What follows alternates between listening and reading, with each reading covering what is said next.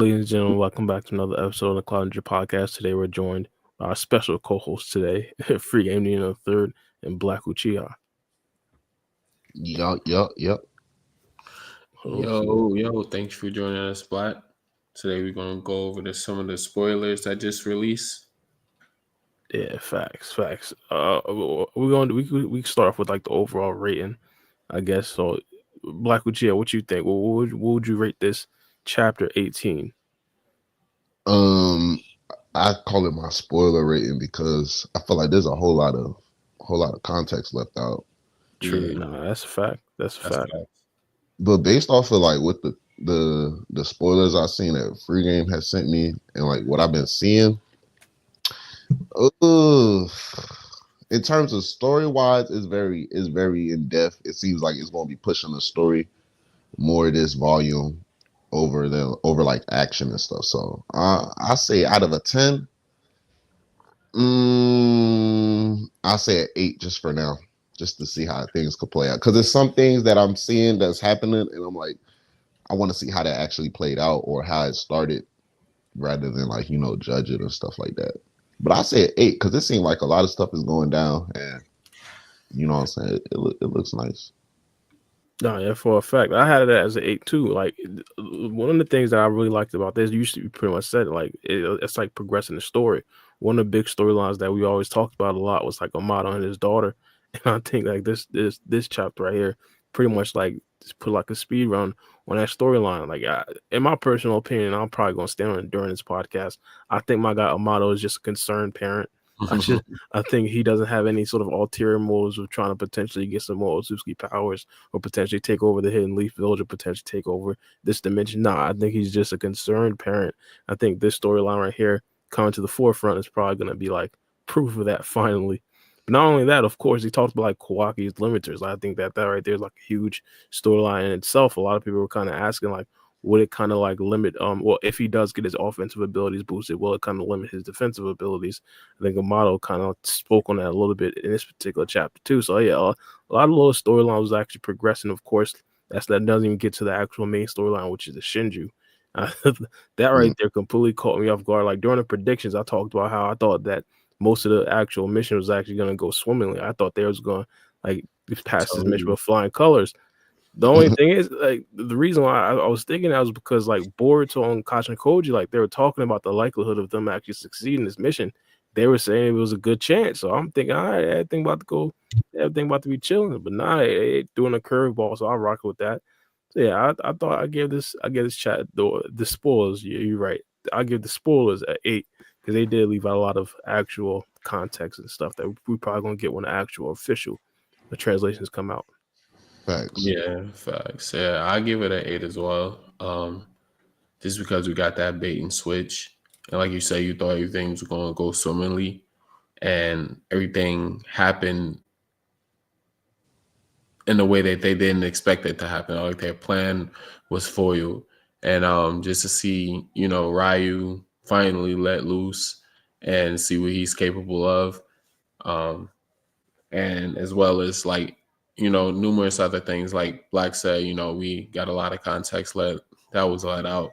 So until we get more context in, then I can give a better rating. But for right now, just for spoilers, at least I think an 8 is a high rating.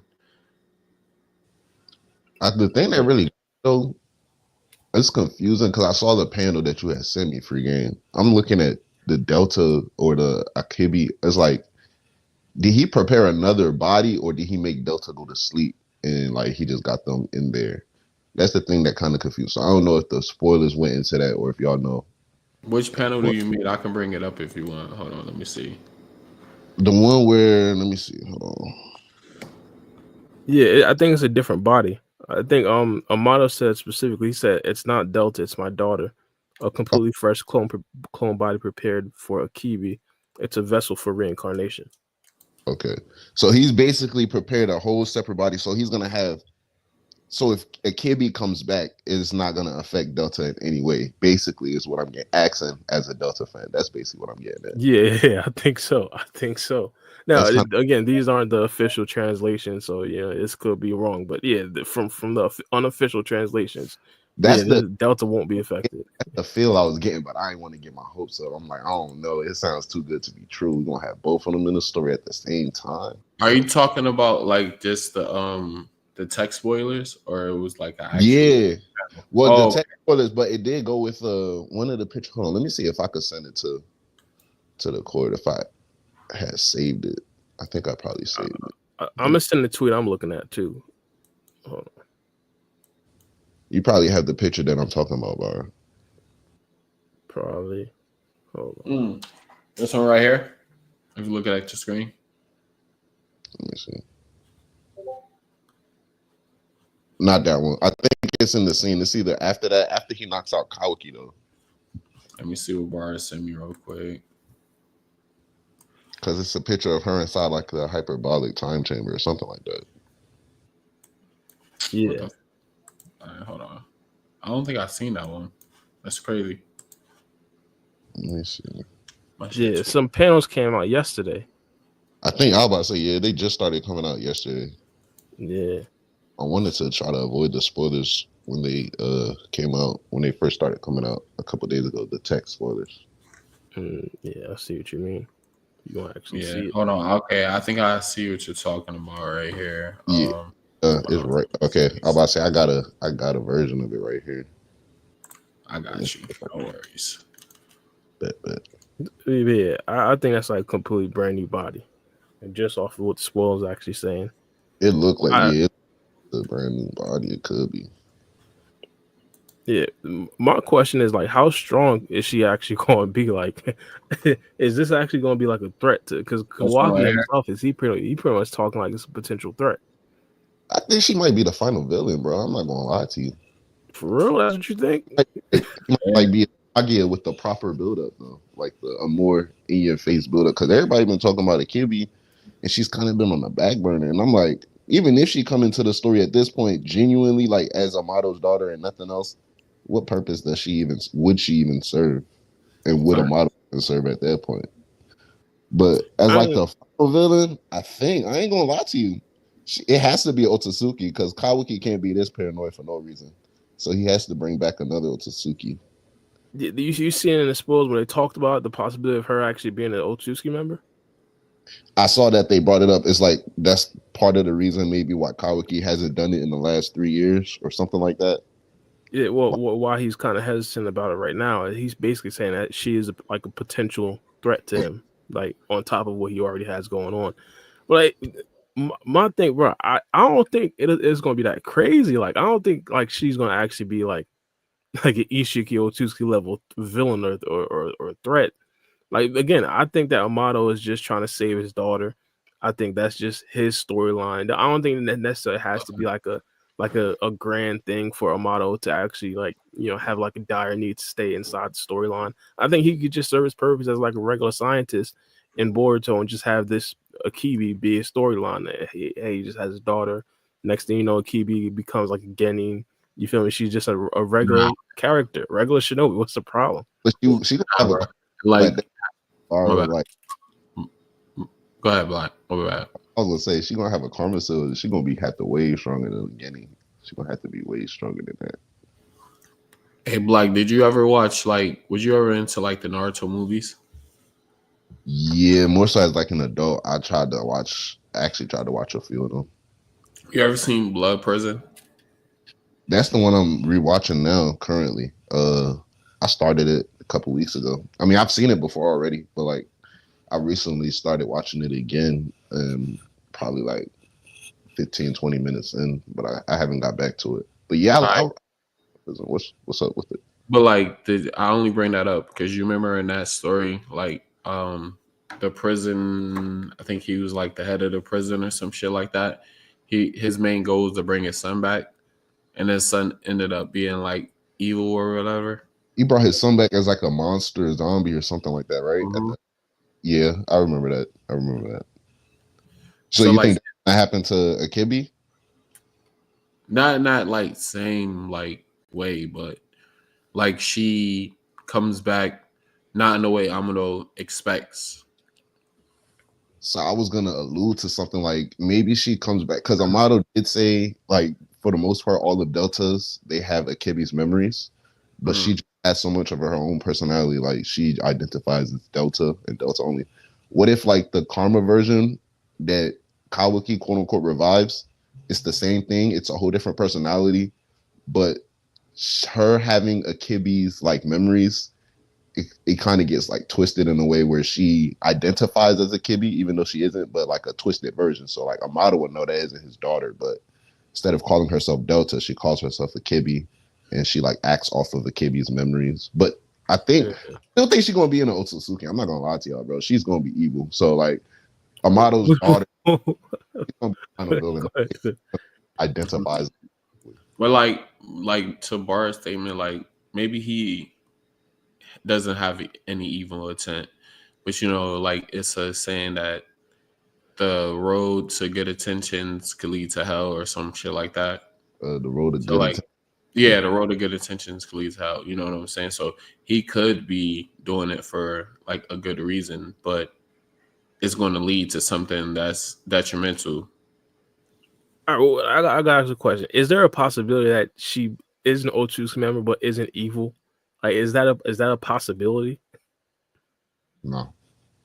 My man said no. So but wouldn't Amado have to be an Otsutsuki or made it with an Otsutsuki at one point in time?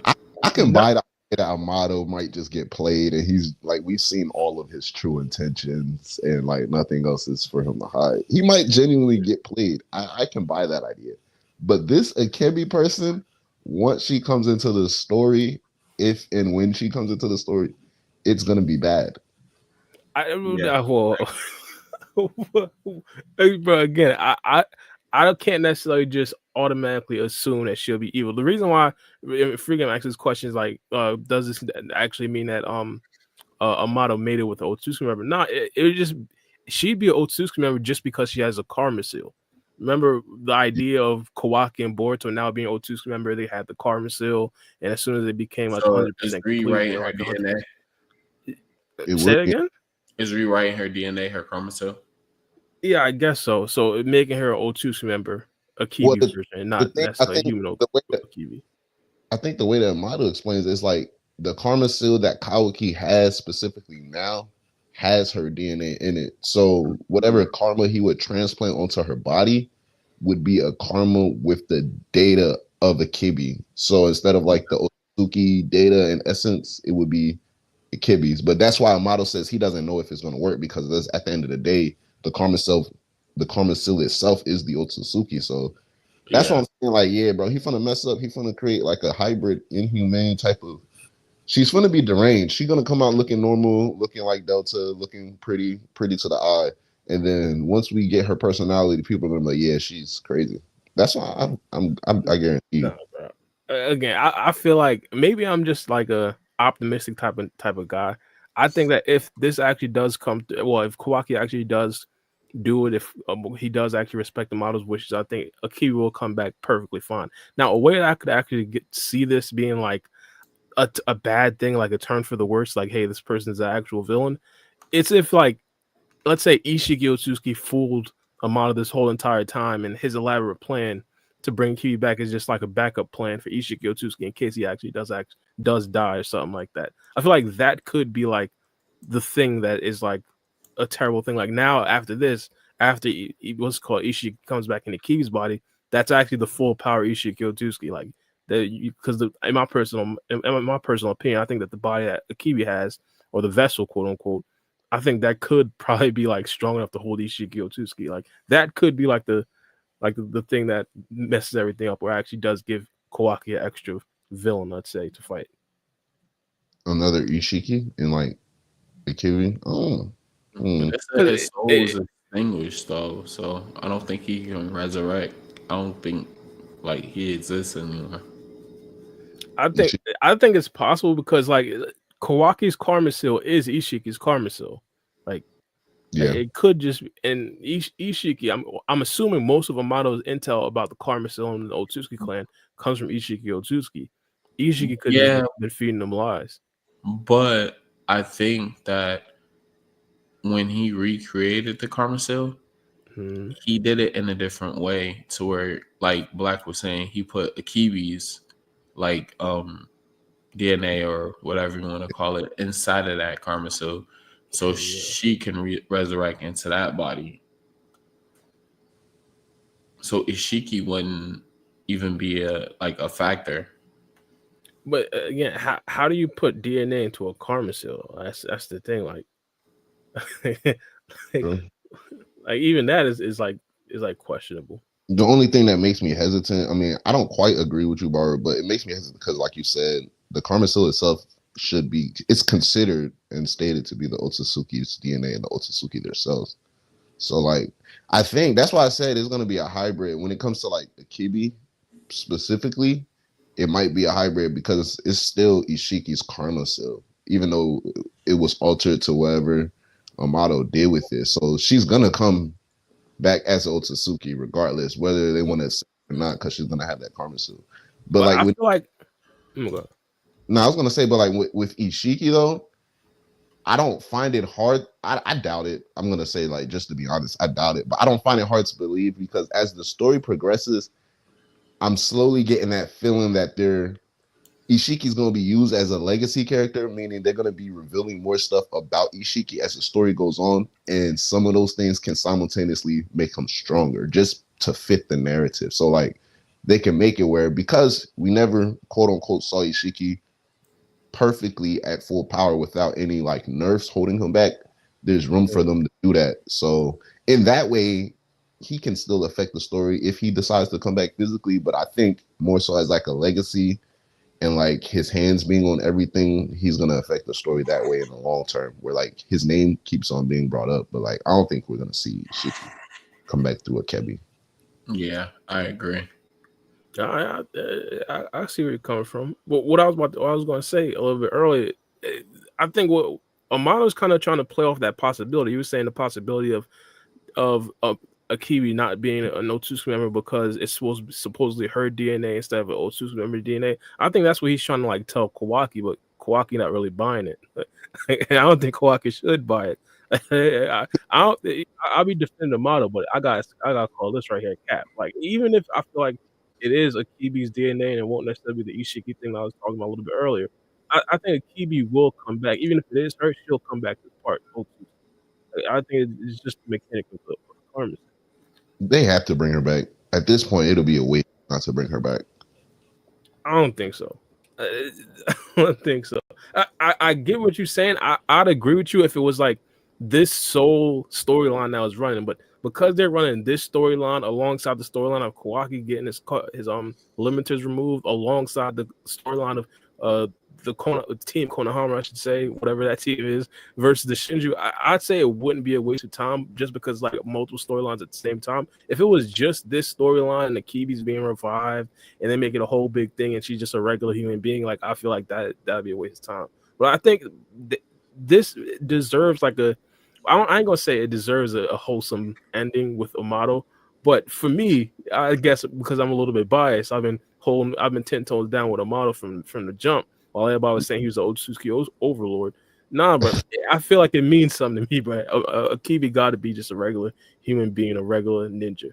That's the thing, bro. I'm not gonna lie to you, Bar. I doubt we're even gonna finish this subplot within this arc.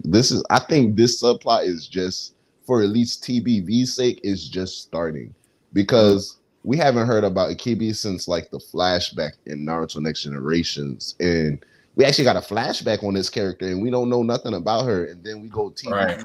We always see Kawaki next to Delta, as much as I don't like Kawaki, but you know what I'm saying? We always see Kawaki next to Delta, and Delta just being there in the scene. So they was letting us know already without giving us too much, like, don't forget about the Amado subplot. And now they sprinkling in this whole thing and we see it. Bro, I don't think they're going to address it I don't think they're going to address it this chapter in terms of like effectively Kawaki making a decision or actively trying to put his karma seal on Kibi's body, or like maybe destroy her body. Yeah. But they're gonna take this story even past the Shinju arc. It's still gonna, I think it's gonna, if that's the case, 100% we all have to accept that Kibi's gonna be a villain.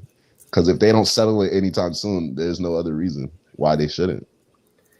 I get it, but I don't necessarily think this will ever be like a storyline where it's just run by itself. Like I think after the Shinju, there's probably gonna be another villain that pops up. I'm hoping for an Otsutsuki member, the two missing Otsutsuki members. I just don't necessarily think this will ever be like a singular storyline to where it needs to be like some crazy plot twist thrown into it. Like, but I get it though. I understand the overall idea of it kind of being an overall waste of time because we have been talking about Akebi ever since like Amado was like introduced type of thing. But yeah, Right. but I just hope that she's a regular human being. But to be honest, like the model storyline, my personal opinion, I think it could be even further than that because a lot of people do understand like the Kawaki thing. He wanted Kawaki to be like damn near invincible just because he'd stay alive to keep Akebi alive. So like hypothetically, if Akebi isn't revived in this particular arc, I think that Amato's probably gonna take even more steps to like make sure Kawaki is alive or like make sure he just doesn't die. Period. Point blank. Even because I think at this particular time, he's likely going to have to remove Kawaki's limiters.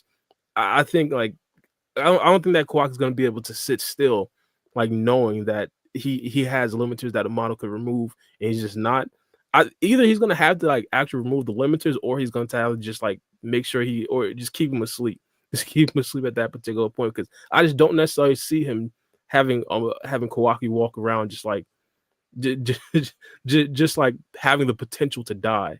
Because in my personal opinion, with the limiters, he's going to have to turn down the defensive abilities and to turn up the actual offensive abilities.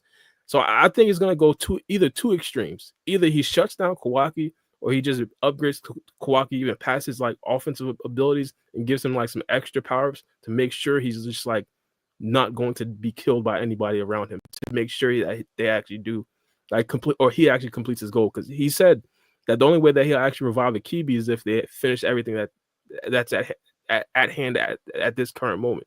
So like I feel like either he just makes sure that happens or he just keeps Kawaki completely like sealed up until everything's finished. I mean, I ain't gonna lie. That seems like the incentive for Amado, because I think that would be his incentive to like revive his daughters. Like that's why he nerfed Kawaki's offensive powers. I would assume, because what other leverage could he hold over Kawaki to bargain like, yeah, just revive my daughter? So I don't know. And it, just to clarify in the chapter, so Kawaki gets knocked out and then he wakes up later on in the laboratory, right? Yeah, he gets shut down. Okay. So when they had like more of the conversation in terms of him saying like he'll do this for his daughter if he's able to finish everything and stuff like that. Because I don't know, bro. I don't, like you said, I don't see Kawaki just switching up and just like, okay, here, I'm about to revive your daughter. And I don't see any type of leverage to the extreme that Amado has that can make Kawaki say that. So I don't know, bro. Yeah, I don't. As far as Amado, it's not like he has no choice but to just release his limiters, and then we can see maybe how far it goes. I think it might have something to do with the ninja tech, and it has to be because at this point he triggered Kawaki's Karma Seal to come back only if Kawaki genuinely wanted it. So if he can do that, I'm pretty sure he can figure out something, because Kawaki likely isn't going to give his consent to revive his daughter. So, you know, Amado, he doesn't take no for an answer. He just finds another way. So I think there might be something else that can like suffice for him in that regard, in terms of just like, okay, he doesn't necessarily need Kawaki, or maybe he doesn't need a conscious Kawaki to revive his daughter. Or maybe he does need a full power Kawaki, but it's in the mindset, so he can't have a deranged full power Kawaki back and then asking him favors, because at that point, he's obviously going to say no. True. It could. I think it could be two bargaining chips. It could just be the limiters, like what it is right now. But even Kawaki not really trying to go for it, to be honest. Well, what I'm thinking, he could try like bargain with him to take off the off button or the sleep button or whatever it is called. About that, that's true, bro. Yeah, Otto makes the funniest passwords. I'm not gonna lie. His password. What was it? I didn't see it. I thought I saw. It was like I'm pretty sure in the first text spoilers that came out the day one, it was like sleep on it Kawaki. That's what the it was. It said what? It was like sleep on it Kawaki. It was funny because I think Yeah, because Kawaki said something. He was like, "Now, what do you have to say for yourself?" After he got done talking, and that was the Yeah. first thing Otto said. He was like, "Sleep on it." I started laughing. He just went straight to sleep. I thought Kawaki would have woke up like more on his BS, like because I never really seen Kawaki be like turned off before. Like maybe it happened before and I just didn't necessarily notice or realize it. But like this is the first time he got turned off and he just got turned back on, and it was just like nothing happened. Like I remember when Delta got turned off for the first time, I thought she'd kind of see it as like a betrayal. It wasn't that. I think he reconstructed her though, because her Yeah. definitely changed. So I don't know. Maybe he took something out for Delta. Yeah, he left that Delta there though, and he made a new one. That's where he got Bronco from. Is when he had that suitcase. Yeah, then we had all them theories about all the characters that it should have been. I was hoping for Itachi, right? I ain't gonna lie. In the little thing when Amado was, I ain't gonna lie, I don't know who he could have brought back. I definitely didn't think it was Delta back then though. I don't know who I was thinking about though. It could have been a bunch of people. People was thinking maybe it was Jiraiya. Could have been like what's it called? A different one, a different Kashin Koji. I thought that could have been Kashin Koji's return, honestly. That's probably where I was leaning that towards mostly. I wish he'd have been able to beat Naruto at that particular point because Naruto was still up and kicking. You feel me? You don't think Kashin Koji is ever going to get a chance to meet Naruto in TVV? Bro, I think it's going to happen, bro. The Boruto writers, they're nostalgia merchants, bro. They're 1000% going to make it happen. Even if it's like some filler episode of a flashback anime or some daydream anime of Kashin Koji thinking, "What if I met Naruto?" It's gonna happen there or something like that. I know for a fact it would happen in the anime. I don't doubt that. I think the manga, it should definitely take this story where they have to meet each other at least once, bro. At least once. But another thing, bro, why haven't we seen Kashin Koji in this chapter like that? That's another question I had. Like, he's supposed to be like the point guard, the person who's actually setting up the plays. Like, we just haven't heard from him after everything just went sideways. And you know, the thing about it is, I'm trying to think what can go wrong in this situation because of the way his powers is described. So, like, what Kashin Koji foresees and what can actually throw off his plan. So, based off of everything that's happening, I don't know. Maybe even possibly because it looks like the Shinju is probably playing everybody. Like, we thought they were getting played, and they played us, and they played the players. So, like, maybe this is something that he didn't foresee. Maybe he was waiting for a particular sign. I don't know. I think his powers are too. It's either like we as a fan, or maybe just me, is trying to oversimplify his ability or add too much detail to it because there's no in between based off of how his ability works. And it's like if he sees all possible futures, he should see all possibilities that go wrong and all possibilities that go right. So it's just a matter of like, at what point do new branches start to form and new possibilities arrive? And does he have to reset his, planning? So I couldn't even tell you what he's doing this chapter. I think it'd be funny because I'm thinking like he probably seen all futures where Boruto is still gonna decide to leave. So maybe him and Boruto are wrestling. They in a wrestling match right now. Like, no, you can't leave. It could be possibly like he was completely vague with Boruto when he was talking about the success rate. Maybe he was like lying to Boruto, giving him a higher success rate, so he wouldn't engage into the battle because that would it would mess up the timeline that he was trying to go towards. So like the bait and switch, he most likely already saw that. So Okay. That would make I did possibly think even somewhere along those lines for like Kashin Koji, it could be cool. It would be cool is like he genuinely had to make Boruto believe that he didn't want Boruto to go because maybe he did need Boruto in the battlefield, but he needed Boruto with a particular mindset. So essentially, if Boruto were to arrive early on in the fight with the mindset like, oh, I'm about to rendezvous with my team and then help, or maybe arrive in the middle of the fight, that would have resulted in whatever happening and then Jura showing up and killing Boruto. But maybe something particular had to happen before Boruto left. So maybe everything Kashin Koji is doing is to ensure that happens. And then once a certain requirement is met, then he wouldn't interfere with Boruto joining the battlefield, because at that point it would be safe for him. So it could be something. I think maybe it probably also has to deal with the mindset, because you people are going to make different decisions in similar situations based off a different mindset. So maybe he has to have a Boruto more like, I don't know, more resolved, more focused, or maybe he's trying to get him even more angry and more hyped up and Or more. maybe he like he's confident that it's gonna end up in a W. You never know. Like Sarada, she's still a mystery. She still hasn't unlocked her Mangekyo, and like we've been wondering when she's going to do that. Like maybe not in this chapter, but when the next chapter comes, when they're put into like a corner and it's like a life or death situation, she uses it and manifests, and she is the one who manifests the W. So it could go a multitude of ways. It could go your way too, or it could just be like Kashin Koji knows that it's going to go a certain way, and it's nothing to worry about.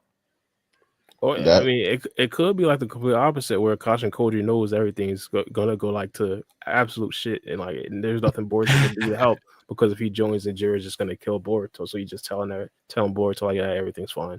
You don't need to worry about it. It could be that. That's true.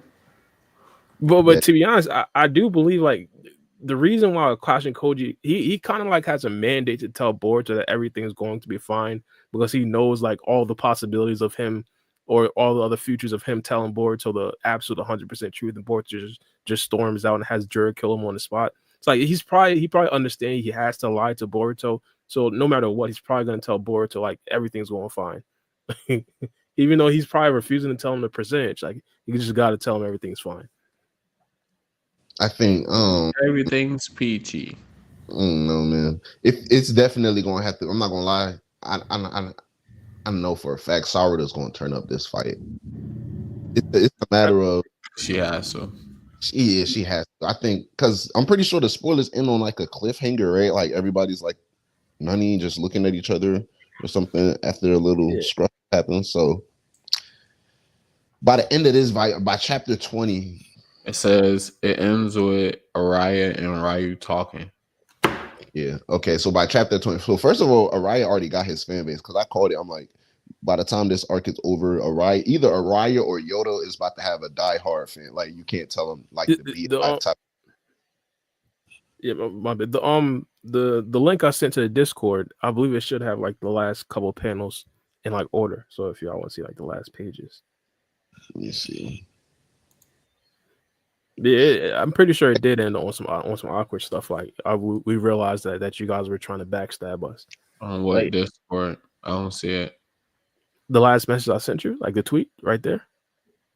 The tweet. Oh, yeah, I already put that up with Delta. I mean, like on his page, like it's like multiple tweets of like if you.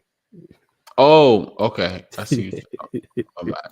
Is it like the last 4 pages in order? Yeah. It should be like time-wise too. So like the most recent page is going to be like the last pages. Don't you hate when your page just refreshes when you click on before you even click on the post? Oh, no, that's just a tweet. Click on this page. Yeah, there you go.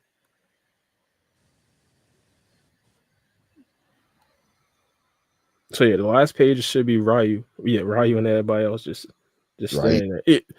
To be honest, I don't see any way where Ryu should lose this. Like the amount of respect I have for the Shinju version of Shanky, like come on, all due respect, I don't think they'd be able to beat the original Shanky.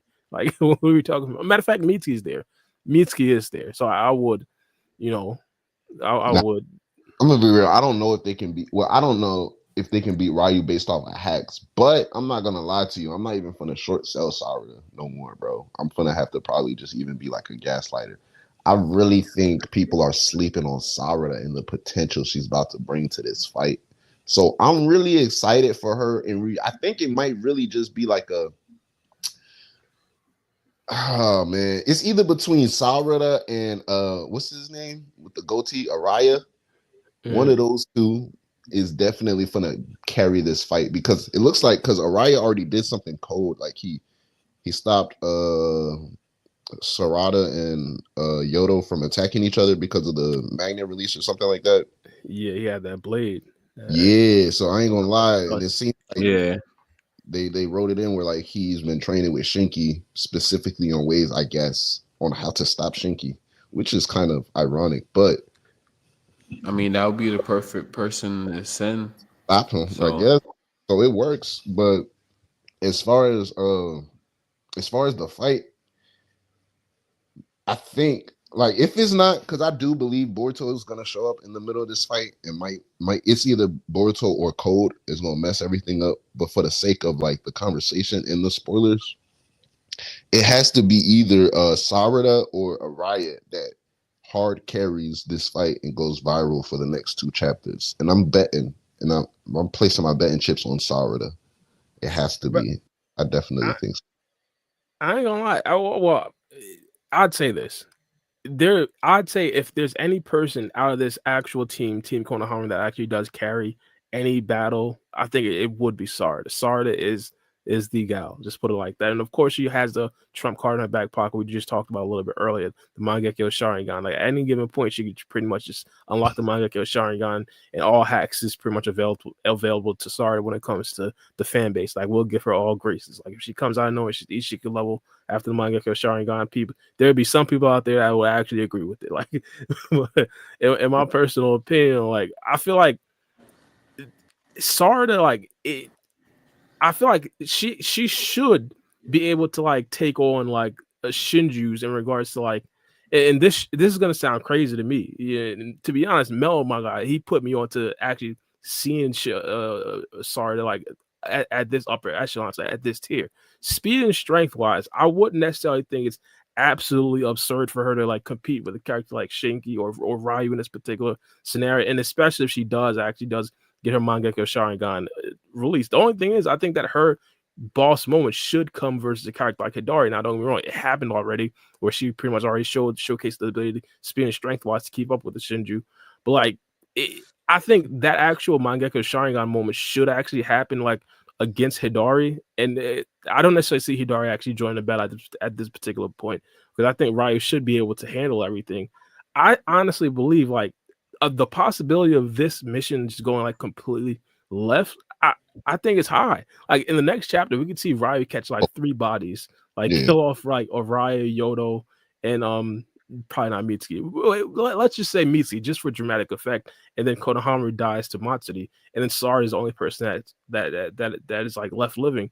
Like I don't necessarily think that's a crazy outcome, to be honest. Like, and she has that turn moment versus Sarada.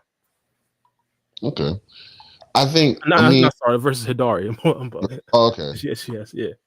I think if they, because like since they didn't do it, because that first battle versus Hidari, or when they were jumping Hidari, they didn't need to do it then. But for the mere fact that since they didn't do it, oh my goodness, I'm the movie.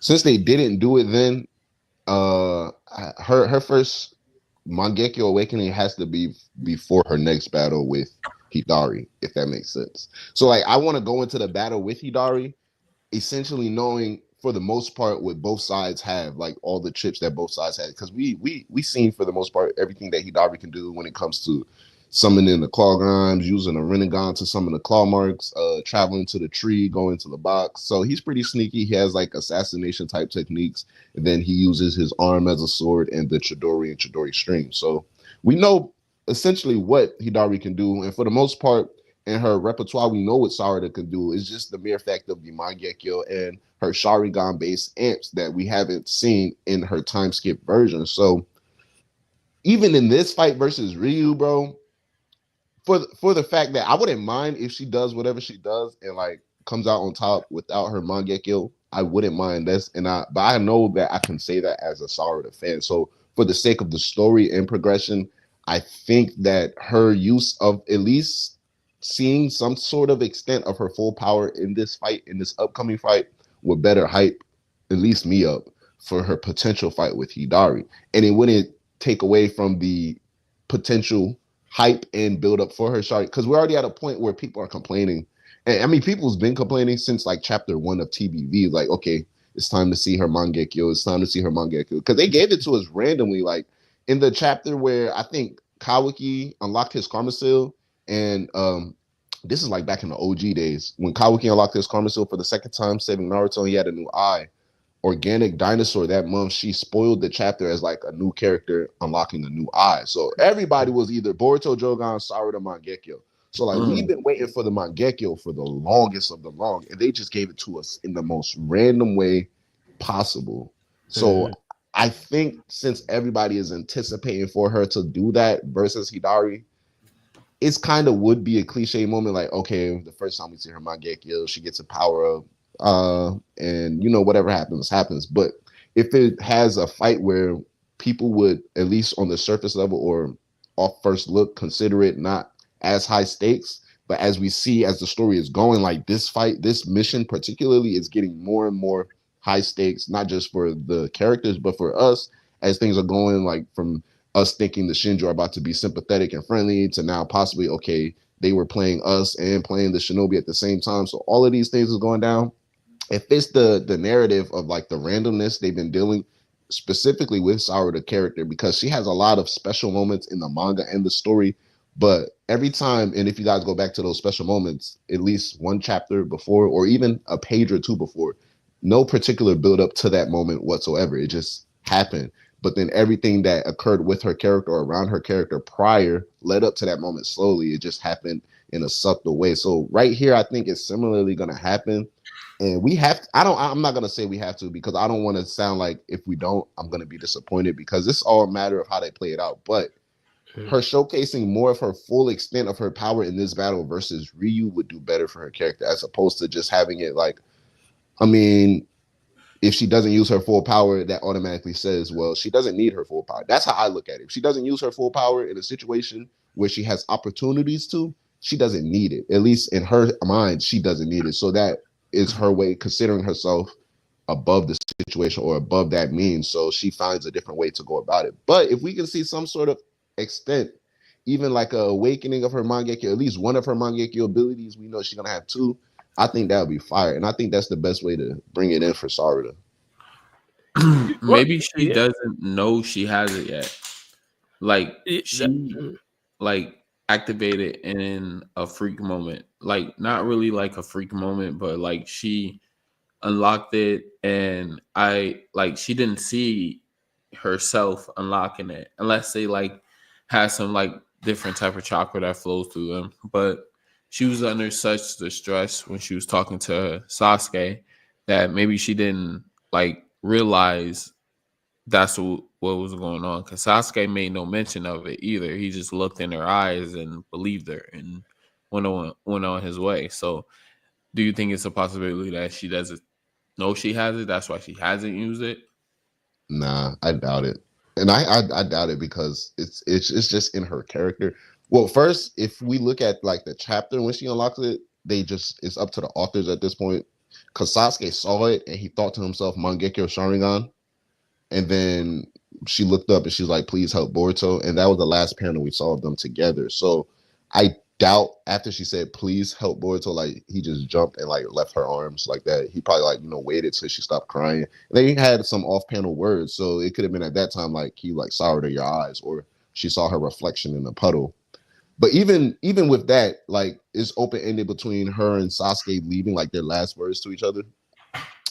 In Naruto Next Generations, especially in the anime and even in the Naruto Gaiden story, one of the things that Sarada is most interested in, and then in the anime for the I think after the Deepa fight, or either post Deepa fight or pre Deepa fight, Sarada takes a keen interest in the Sharingan so much to where she's at the library, she's reading about the Mangekyo, she's wondering if Sasuke has the Mangekyo before they're telling her these things, and she's asking Sakura how can she unlock the Mangekyo. So just like how much of a culture vulture she is. Well, not a culture vulture because that's not a right word to use, but like how much she appreciates her culture in general and how much she's like a history nerd. I find it hard to believe that she wouldn't like at least realize herself at some other point within the last 3 years she has the Mangekyo, or understand whatever Sasuke told her, and then once things die down later on, going off of his words, trying to like activate the power or test the power for herself. Because even in the anime, when she first unlocked her Sharingan, she kept it a secret from everybody except for Chocho. And it was up until the Mist Academy arc where Boruto and other people started to see that she had it, but by that point, she already trained with it for so long. She had a good idea of how to use it. So everybody was surprised when they even seen like how well she was with the Sharingan in the Chunin exams. And it was because she just kept it a secret. She was like, you know what? I got this power. I'm about to train with it until I'm able to use it. And she learned through trial and error. I forget, it was early on in the Boruto episodes with Chocho, because it was an episode where she was just using the Sharingan and she had it on like the whole episode. And this, it could go into the reason why she does this to this day. And she just passed out. And when she woke up, I think it was Kakashi Sensei that told her how, you know, the Sharingan has massive stamina drainage and all of that stuff. So from that lesson, she started training with it more particularly and using it more situationally rather than just keeping it on. So I think maybe, bro, like she's just keeping it in the vault. I think she has to be. I couldn't say for sure. So it's always up to Ikimoto, but I think she's definitely keeping it in the vault. It would fit with her character to just be keeping it. Like, to piggyback off what you said though, like she's like a book nerd. She reads up on her culture.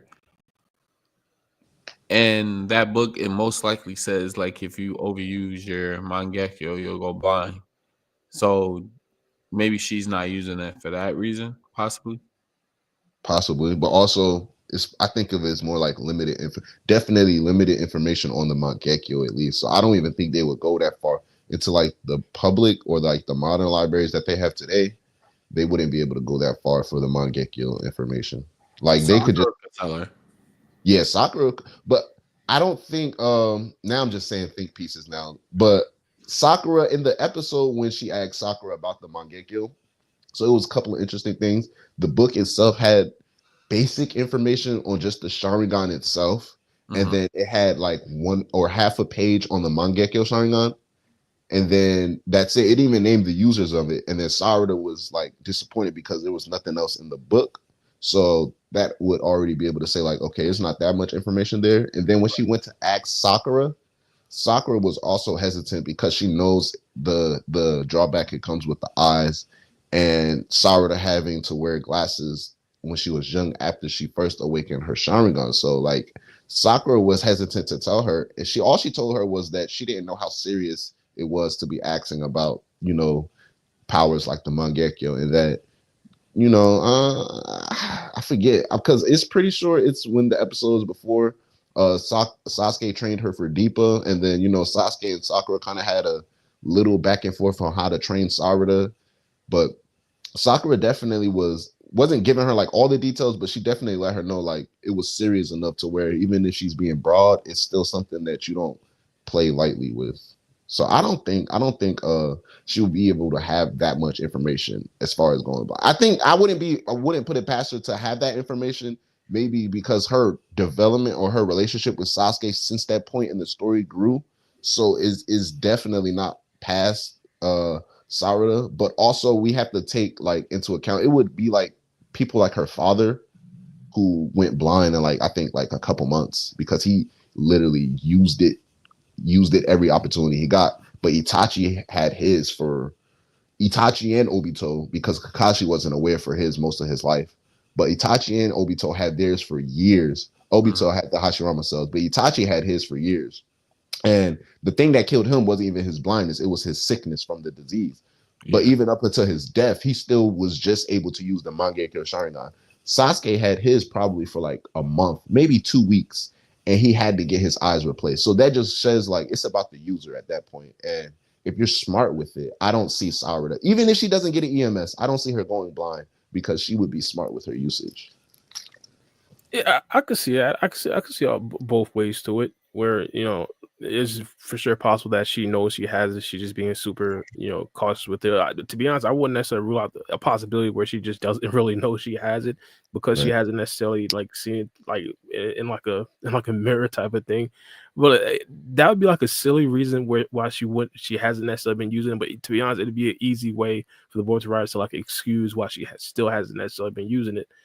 What, to be honest, the idea of her like actually using it against Hidari, I do like that. To be honest, one of the things that I would say though, I wouldn't necessarily mind if she used it the first time in a battle like this, to where she actually uses it and gets off like at least one ability and does like the beginner stuff in the battle versus Hidari, it's like she's a little bit more experienced with the Mangekyo Sharingan and more comfortable utilizing it. And even if she knows she already had it, this would essentially be like one of the first times that she actually used it in like a legitimate battle, where it's like it's like actual life or death. Now I'm assuming that because I'm assuming that she hasn't necessarily been fighting like actual regular people or potentially even like ninjas and stuff like that with the Mangekyo Sharingan. But I think it wouldn't necessarily be a totally bad idea for her Mangekyo Sharingan to pop up here first, and then she could essentially be a lot more comfortable with it against a character like Hidari. Like Hidari. The thing is, I heard you. I heard what's called Black Witch. Yeah, he pretty much said that in this battle right here, if she, hypothetically, if she knows she had it and she didn't really use it in a battle like this, would mean that she thinks that she wouldn't necessarily need to use it. I wouldn't say it like that. I see where you're coming, but I wouldn't necessarily say like that, just because like we have seen, like, first things first, we have seen Sarada not necessarily use her abilities when she actually needed to use it, and it did cause other people to potentially die. Like when she fought against the Claw Grime and the Claw Grime caught one of her teammates off guard. That right there was like a blunder because she didn't have her Sharingan on. She didn't check if it was like a confirmed kill. Like a bunch of stuff, small stuff like that. So she doesn't necessarily use her abilities when she absolutely needs to. But also, I think the one way I could see the Shinju actually dying, or the good guys defeating the Shinju, is to essentially play on their immaturity, or play on their ignorance. Like, for example, when Hidari fought against Sarada, one of the things that Hidari did, which I believe that Sasuke would never do, is he tried to use the Shidori without having a Sharingan. Like, but the only reason why Hidari essentially like lost that exchange was essentially because of that small little detail. And Sasuke, if it was him, he would have never tried that, which means that he'd never been left open to the counterattack that Sarada actually did have. Another thing was like when he actually grabbed Sarada, and Sarada did like the Shidori stream, or I forgot the actual name of it, but she essentially hit Hidari with some sort of lightning style. Sasuke would have known not to grab Sarada like that, because he know that a move like that is possible. And similar with Shinki in this particular, in these spoilers, where he was kind of caught off guard by the ability that Araya had, which was his sword essentially swiping off the iron sand. Like, he even called it cheating. Like, they could play on the ignorance of these Shinju, not necessarily knowing a lot of the hacks abilities and how it actually does like interact with other hacks abilities. They could play into that and actually have them beat the Shinju without actually having to like overextend themselves. And That's true. I could see that happening, and her not actually needing to use the Mangekyo Sharingan in a battle like that. I can see it in that type of situation. I can see that's a justifiable reason for her not needing it. If a particular plan places itself like and it provides the best path to success, I can see that playing out. And as far as Ryu, it's I see it as like on two ends, because for some reason, if we're gonna like exclude Jura, I think he would probably be one of the upper echelon Shinju in terms of strength and power, particularly Ryu. He definitely is, but also like you said, on the other side, he's immature and he's gullible and he's easy to talk to and manipulate. Despite we see that they have manipulative tendencies, I feel so like that's more so them being true to their nature. They're not being manipulative. They're genuinely talking to you one moment and genuinely continuing on to the next moment trying to kill you. So that's just them, how they act. But that might be the out for them, and they can play off of that. And it might just more so be heavily emphasizing on the ninja aspect, like talking about since like OG Part 1 Naruto days, where we know a stronger character who was definitely stronger in this fight still lost the fight because of whatever tactic occurred. So they can go back. They have been going back to those tactics, but I would definitely, because of what you said, like I agree with what you were saying, Bars. So I would reword it, and so like instead of saying she would think she's above the situation, I would say in particular situations, because there have been times, I'm not gonna deny it, where Sarada's let her guard down, and it's like it should be a lesson learned. Like you should be too seasoned and too much of a veteran of an elite to let your guard down in that type of situation. But I would say entering into particular situations, or sizing up your opponents, because we've seen times, and I go based off of what have we seen this character do in the past and what haven't we seen them do in the past. So we've seen times where Sarada sizes up an opponent and turns on her Sharingan during the size up, like versus Boro. in the manga and many times in the anime because she has way more scenes in anime. In the anime, where like a little dialogue goes on between Sarada and someone, maybe it's part of the plan. The team is hiding because she has a lot of team battles. She normally would size up the opponent and then turn on her Sharingan and then do the little famous, dash to them with the kunai in hand. That's like her go-to, right?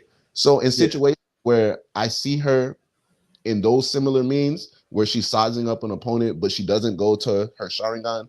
Even when we see with Hidari, the minute that she realized she was under threat, under attack by another person, another anything, like she activated her Sharingan, albeit in the situation, like I said, situational. She was dodging a Chidori of his own and had to counterattack and be able to have all of the abilities that the Sharingan gives you to operate with the Chidori active. But she activated her Sharingan right in that moment because she understood, okay, I'm going to need the Sharingan. So in situations where I say, like, when she's sizing up Boro and we know that she's on top of the cliff, her and Boro are talking back in Naruto Part 1, in Naruto Next Generations Part 1. She sizes them up, they're talking, and then she turns on her Sharingan. They do the whole little exchange of ninjutsu, and the whole plan folds out however it folds out. And then the anime, she does it many times in the Academy arc where she's fighting Bhutan. One of the things happens when they first fall into the cave and the water's going on before the fight. She doesn't have on her Sharingan. As her and Bhutan are talking, and right before they start to fight, we see she turns on her Sharingan. So in situations like that, where I see Sarada's knows, like in her mind, she knows she's about to get ready to fight, and she actively makes a decision not to turn on her Sharingan in that particular situation, Sarada believes whatever means that she is capable of doing in that current state is more than enough to complete the job at hand. So I'd say approach it in more that and more so that matters. So she can definitely still get caught off guard with situations where her Sharingan is not on, like in this chapter in the spoilers, because I think she randomly, like, she realized her body was jumping towards Yodo and she couldn't stop herself. In that situation, they're trying to be friendly to the Shinju, right? So it's like she's not going to turn on the Sharingan and project any type of hostility in order to tip them off, because we already understand Yodo, she had so much bloodlust coming off of her aura this chapter that Ryu was able to notice it with his Iron Sand, and he called her out on it. So in situations like that, it's definitely it's like a pick and choose for that type of thing. So no, I see where you're coming from. I see where you're coming from. Oh, I did have a question for both of y'all. So specifically just for this battle right here, hypothetically, Sarada doesn't use her Mangekyo Sharingan. Out of her and a full Sage Mode Mitsuki, which one is stronger? without her Mangekyo, or just with it, or like basically Without her, no Mangekyo Sharingan, just a regular 3-tone with Mangekyo Sharingan, just regular 3-tone with Sharingan. Okay. based off of everything that we've seen. So I say Sarada is fast. Or you wanna answer this first, Free? No, you go ahead. I was gonna say I would say Sarada is definitely fast. We know from her being able to counterattack Hidari and then do all those things in a span of seconds. I'm not gonna lie though, as the chapters go on, as we see how much Boruto is able to do, and like if we look at every situation, I always bring this up because I feel like people miss this fact so much. People do overestimate Boruto, or like make him like stronger than what he actually is in the story, because he's not the strongest character. But people highly underestimate him as well, because and I think at this point we're in 18 chapters deep. We're 18 chapters deep, guys. And I think people don't comprehend this, but Boruto has only gotten hit one time. And he has been in the most fights out of all characters in TBV. So I don't know how y'all want to juggle that stat, but that is a stat. He has been in the most fights in TBV. He has only been hit one time. It was by that bomb, that Bijou bomb by Jura. Every other time he has been, he has countered an attack. He has either countered or dodged an attack. He hasn't been struck once by anybody that he has fought. So in all those fights, we look at Boruto, he's doing things. If we take it away, the flying Rajan, like, he's fast. I think he's really, really fast. When he saved Himawari and Sarada, like, that happened in the mean of seconds. And even the panel showed us both Hidari and Jura reacted at the same time because they both said Boruto's name. The panel showed us at the same time.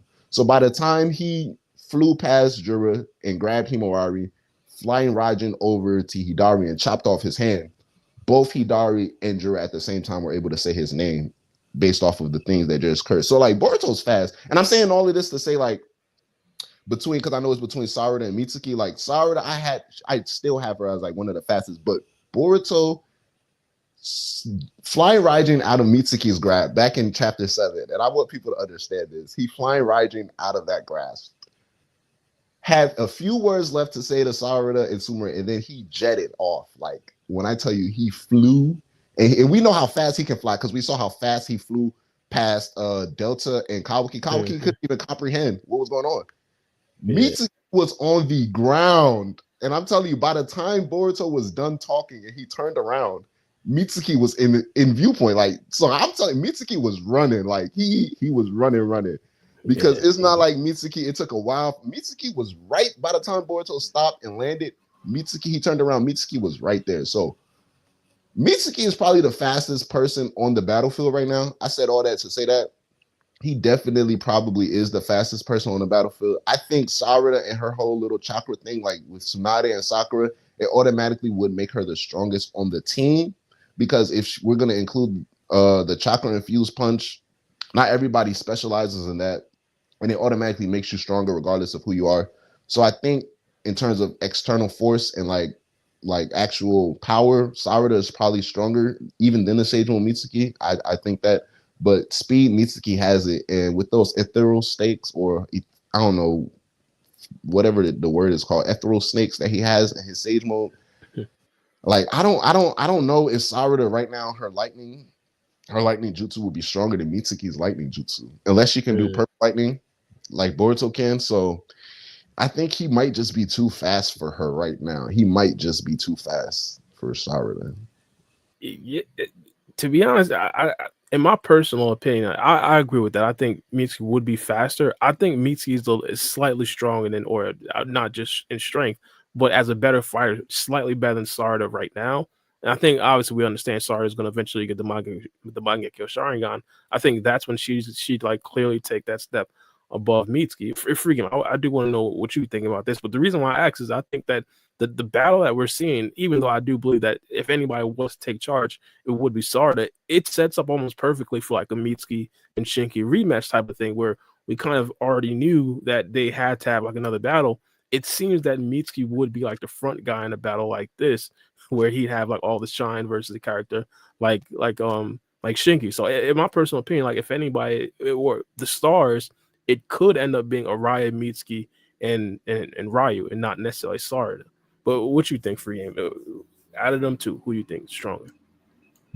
I do want to say Kristen. All right, Christian said Boruto got hit with the table though, Black. So he he did get hit with the table. That's crazy. Okay, I'll give him that. Thank you for the donation. But I agree with everything y'all said though. Even before Mitsuki, he got like full control of Sage Mode. He was the one who saved Sarada, Boruto, and everybody when his body was like falling apart and shit like that. So like now he has perfected his Sage Mode. So I would give him like speed wise, yeah, he's way faster than Sarada. Like Black said, like as far as like with Sakura and like her like being able to focus their chakra into her punches and like her Sharingan being able to detect movement before it happens and like predict stuff and shit like that. So like I still would give it to Mitsuki for sure. Yeah, I see what you mean. Yeah, I probably have Mitsuki, but yeah, to be honest, I was just saying like I do believe Mitsuki would have like a main character role in the battle against Ryu. I ain't gonna lie, I do think that Ryu probably gonna wash him, but it would set up a Mitsuki type of battle. I think we gotta. I would definitely. I think we gotta see Mitsuki go Sage Mode. We're gonna see one of the two. I would say that for sure. This mission, we're gonna see a Sage Mode Mitsuki or a Mangekyo Sharingan or a new Sharingan ability from Sarada. When I think we might see, because Mitsuki's been like trigger happy with that Sage Mode in TBV, so Yeah. he activated, walked through the door. He was like, "Yeah, Sage Mode." So we might definitely Sage Mode. Maybe something has to active. Maybe something has happened to her for it to activate it again. with Oh, the with Sage Like, mode? because she had a trigger when she activated it the first time. Like it was out of love. Oh, Like the she was Mangekyo like, Sharingan. yeah, the Mangekyo. So maybe she needed another trigger to sorry, my bad. My nose stuffy. To activate it again. I'm not gonna lie. I think they need to stop playing with her because she got so much in the bag. Is this at this point like we're becoming? I don't know how Ikimoto does. Ikimoto's a genius. First of all, he likes to take characters or personalities or traits from Naruto and Shippuden and apply them to similar situations in Boruto, but reverse it. Like one of the basic examples is basically Sasuke's kid growing up wanting to be like Naruto, and Naruto's kid growing up wanting to be like Sasuke. Like the earliest example of that fact. I just don't like it how it's been built up and so obvious in both cases, which is like was something I like that they did early on for both Boruto and Sarada. Like they have multi-talented skills. Like these two kids are very talented and they have a lot of skills and like they can do a lot of things. It's a lot of stuff in the bag. And even in the academy arcs and coming up early beginning days, Sarada would utilize her Sharingan for things like genjutsu, putting herself in genjutsu, copying jutsus. Like at one point, I'm like, she could be a Kakashi 2.0 because she's just copying jutsu left and right. And like Yeah. she can do all of these Sure. things, but now we're reducing her to like a what's the name? What's that move called? A Chidori and Sharingan merchant. Like that's all she had. And it's so hard for me to even like think. Because even when this, I'm not gonna lie to y'all, this very conversation we just had with Mitsuki and Sarada, the whole time I'm talking, I'm like, the more I'm thinking about it, I'm like, what else can Sarada even do? If like a Sage Mode Mitsuki just blitzes her. And it's wrong to even think that because it's already been put in for her character. Like she has things in her repertoire that provide solidified answer and justified means in these situations. But like they've been slowly like basically reverting her to like I said, the Sharingan and Chidori merchant. It's like with Naruto, he was a Rasengan merchant and it worked. Now with Sarada's case, it's like we know what she has and it's those moves, but like at this point, we're not even seeing her do that. And it's kind of getting irritating because now we know with Boruto, it's like truly after Sasuke, he can do this, that, the third, the fourth, and the fifth if he feels like it. Just on any other day. And we haven't even seen him unlock his full power, which is actually kind of crazy to me. And it should be the same thing with Sarada because it's like she's been built up with all of these traits, right? And she has different means that resembles her to both Naruto and Sasuke in their youth. In terms of Naruto, like she has the power. Naruto was always stronger than Sasuke. Sasuke was always more skillful than Naruto. Sarada is extremely strong and extremely skillful. So I don't see why like she isn't like a problem every time there's a fight occurring and she's in the vicinity. Which I know like there's justified reasons as the story progresses, but as 2025 is coming and even in the middle of this mission, I think they're more so gonna unleash her character and let her out her box, let her out her shell. And I feel like she's gonna embrace her more Uchiha-esque nature and become more of a savage going because prior to Naruto Gaiden, Sarada coming up, she probably would have been a more cold-hearted and calculated person. But it was that whole Naruto Gaiden arc that ultimately changed her view, not just on life, but on how she views ninjas and people around her genuinely. So like she really embraced that Naruto ideal and allowed her to change. Because coming up, it was more so like, I shouldn't really care about you if you're not family. She's just doing what she got to do to become the top of her class. It's just really like going with the flow type of things and by the book type of person. But now we see how the experiences with Naruto affected her and changed her, and I feel like that altered her development. But now she had to embrace that type of side of her. But now she's starting to like take on the balance, basically taking the yin and the yang, the cold and the calculated part, as well as the loving and the compassionate part. Because too much of one version in Sarada, particularly for her character, it won't work. Because if we do overly cold and calculated Sarada, let's just say they never get to save Sasuke, Boruto stays everything, she turns into emo Sarada. People are going to call her Sasuke a female Sasuke. That's literally what's going to happen. And now if we have an overly loving version, overly compassionate version of Sarada, people are going to ignore all of the traits that clearly parallel or resemble Naruto and just say, oh, she's reduced to like a love interest. So they're going to have to put a perfect balance for the character, which is why I think going forward, she's about to turn up and it's going to have to be like in that regard. But definitely like, it shouldn't be like we shouldn't have to do mental backflips to like, you know what I'm saying. I'm saying this as like a number one Sarada fan, but you guys know what I mean. Like when I say we have to do like sometimes we have to do mental backflips just to explain a situation that Sarada is in, and I don't like that. That's more so for like someone like Konohamaru. Like I don't mind doing mental backflips to justify Konohamaru, but when we have to do mental backflips to justify, I'm like it's a head scratcher because it's like why. And even like the details in the story, like provide us a way out of even having to do that. But I don't know. It's just the way that Ikimoto has written himself into the story at this point, though. Yeah, to be honest, I completely agree. I think that a lot of situations that Sarada finds herself in, it just shouldn't necessarily be that. It's just completely confusing. And even the thing we were talking about earlier with the Mangekyo Sharingan, I feel like that's kind of one of them things where I've been asking ever since chapter 1, like, where's the Mangekyo Sharingan? And it hasn't necessarily just started with the Mangekyo Sharingan. Like, even prior to that, like even in manga part 1, like most battles, she just didn't even have her regular Sharingan activated. And I remember in the anime for a minute, like we were asking, like, yo, when is the third Tomo gonna come? Like for a minute, we're asking, when is the second Tomo gonna come?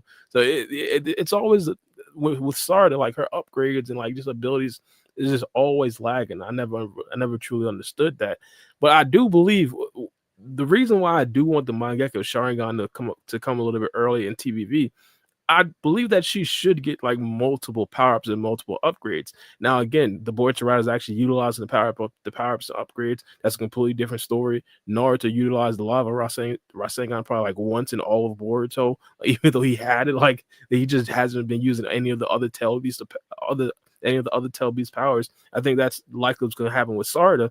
But I do believe after the Mangekyo Sharingan, like Eternal Mangekyo Sharingan, potentially a scientific technology dojutsu, potentially like some other stuff from like a Otsutsuki Gata, maybe she gets one of the divine arch dojutsus or something like that. Like I think that she deserves multiple different powers. The Mangekyo Sharingan should have already been out. Like she should be getting blind by this point, bro. She should be getting blind. Like what are we doing here? Yeah. That's true. At this point, it's kind of it is ridiculous. But at this point, I'd say it's like they had to tell certain parts of the story before they got to certain parts. That's what I take it as. And I think Boruto is that type of story, but it's also one of those things like it's always like you could have went another way with it. So I see what you mean in that regard. Well, definitely.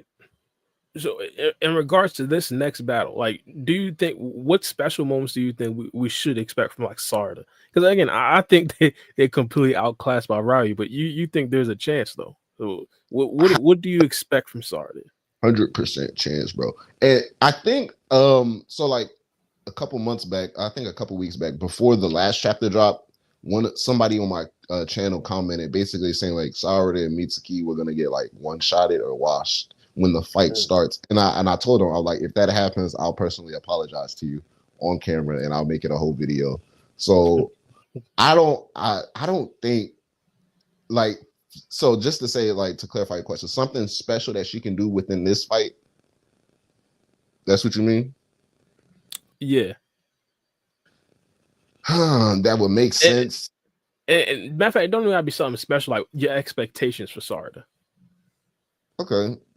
So just not to make it sound like a generic question, just generic answer to say like I want to see the Mangekyo, but in terms of the fight actually unfolding, because the way, so from what we got on the spoilers, it looks like Araya, at least right now, he's at the front of the fight, and Sarada just analyzed the situation, understood. Okay, so now everybody is hostile towards each other.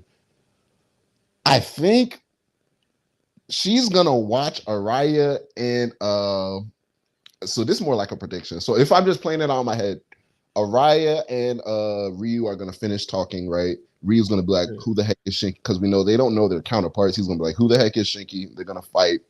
And Yodo is gonna, or Araya is gonna do some interesting things, solidify his, because right now he's been stamping his fan base. The stocks are going up for Team Araya. So he's gonna stamp it, solidify it, and finalize the next chapter. Then he's gonna get, outed. Typical side character story. But in the midst of that whole exchange, I think this will be where we see Sarada watching the fight with her Sharingan, because she notices the sand and she's looking at it and she's like, iron sand, and she's questioning it. So I want to say I can't put it past her to use her Sharingan and look at the sand, but we know it would definitely be within the writers to have her not use her Sharingan to look at the sand whatsoever. But in the middle of the air, like when she gets out of his control, she's looking at all of the sand around. She's like, iron sand, right? So when whenever Araya and Ryu start going back and forth, because I don't think Araya should be able to last long in that exchange. I think she might just be looking at it, maybe a weakness within Ryu's sand, because they're gonna have to. I don't think they should have to, but they should be able to make it more clear with Ryu's abilities. Is it more so on the claw mark side or on the iron sand side, or is it just he's using the iron sand and the iron sand itself has the abilities of the claw marks and the iron sand, so like he can travel through his iron sand where we see the other Shinjus using their claw marks. So they would have to maybe use Sarada Sharingan as a way to maybe reveal that basic weakness of his ability. Like his iron sand operates as the claw mark, so he's able to pull claw guard. I don't know, like how when she was able to look at the poison that Boro was using and break down, he has a poison, it's the antidote that, but Mitsuki was able to make the antidote. So somewhere along those regards, just realistically speaking, like within the next chapter, that could be something. Because I can see, like, I'm not gonna lie, being in the Sarada fan base, we do have a lot of people that like overhype little things. So I can see her going viral for something like as simple as that next chapter. Like, she was able to break down the weakness of his iron sand, even though she doesn't really do anything. So I'm not gonna just be like, let's say, all right, after Araya gets folded like an omelet, I think Sarada might. She's definitely gonna have a little one-on-one with Ryu. And I think her and Mitsuki should do like a good old fashioned like Jujutsu Kaisen jumping. Like they should be able to jump him. And it'd be one of those things where like we see Naruto and Sasuke whenever they jump at somebody. Whereas like we see a Sage Mode Mitsuki, we see him like actively doing all these things to get the Ryu, trying to get on his blind side. And simultaneously, we see Sarada keeping up in all aspects of the fight. So they're really jump. I think something like that would work, and that could be fire. So maybe something like that after that will occur after Araya gets folded. Yoda goes to his attention. Sarada's like, Mitsuki, I noticed something about his iron sand because she's looked at it with the iron sand with her Sharingan. And then she gives him a directive off panel. Maybe we don't see the full plan. And then we see in the next panel, Sage Mo Mitsuki pressing Ryu and then Sarada jumping in on all of the openings. Something like that. I could see something like that happening. And I think that would be that would work. As a starter, at least. Oh, I see what you mean. That wouldn't be too crazy. The only thing I'd expect from Sarada, I think she should mastermind a plan to actually beat Shinki. I think she has enough to work with at this particular point. Don't get me wrong. I think the Sharingan would definitely be helpful, at least analyzing some things about the sand and potential weaknesses. Right. And let's hope that right there actually does happen. But I think like the fact that Araya gave them like a potential way to like nullify some sand. Also, it's like a numbers advantage. I believe it's like 4 of them, but versus like 1 of Ryu. I think she'd be able to like manufacture a plan, even to where she doesn't necessarily have to like get her hands dirty too much, to where they could actually do something to Ryu and actually get the upper hand. I think that's what I'd expect. But you think hopefully, you think Ryu is like, this is like he's not going to be no more after this mission? At least like this is it for him. I thought so before I seen this chapter. Like people were saying like, why would they just introduce him to like pack him up in 2.5 chapters? Like I don't necessarily think like it's this arc is essentially, I don't necessarily think this arc is essentially to showcase like a Shinjutsufied Ryu. Now don't get me wrong, his character is obviously an elite character. It's going to be like there's a lot of aura attached to the character of Ryu, so of course it'll hurt from a standpoint of, hey, it's a popular character that we can't really see that much. But I don't necessarily see that as being like a huge loss if you're actually progressing the plot of the actual storyline. To be honest, you could even make the argument that it's probably even better having like Ryu not necessarily having that much plot, right, that much scenes, because it increases his aura. Like it just That increases his overall character. guy's on a high tide, like basically, so he doesn't have no chance to fall off. Yeah, like if Cole died before we seen him do all that other BS, like in the early It stage could of have the been. organization, like, Could have he been. fired. That's crazy. No, I see what you mean. I mean, when we talk about Ryu though, so looking at his character, I honestly don't think I don't think I'm not gonna say what they should or shouldn't do, because I think one of the best things about a story is like whenever they do something, and if you're still like continuing the story, you're continuing it with the mind like, dang, if only they would have did this, or they should have did. Whenever Arthur can get you to say something like that, their job is complete, because they have you wanting to like direct basically their story in the way that fits how you want it to go. So you're already invested at that point. So killing off Ryu, it would, like, non-biased opinion, it would be good for the story, because in the sense of like, dang, I wanted more from this character and with this character. But I can understand why it would be bad for people to. Oh, hold on. Oh, no problem. I'll talk a little bit more. Yeah, killing off Ryu, in my personal opinion, I get the downsides to it, but I also get the upsides to it, where it's just progressing a plot. Now, the Shinju in itself, like, they're super interesting characters.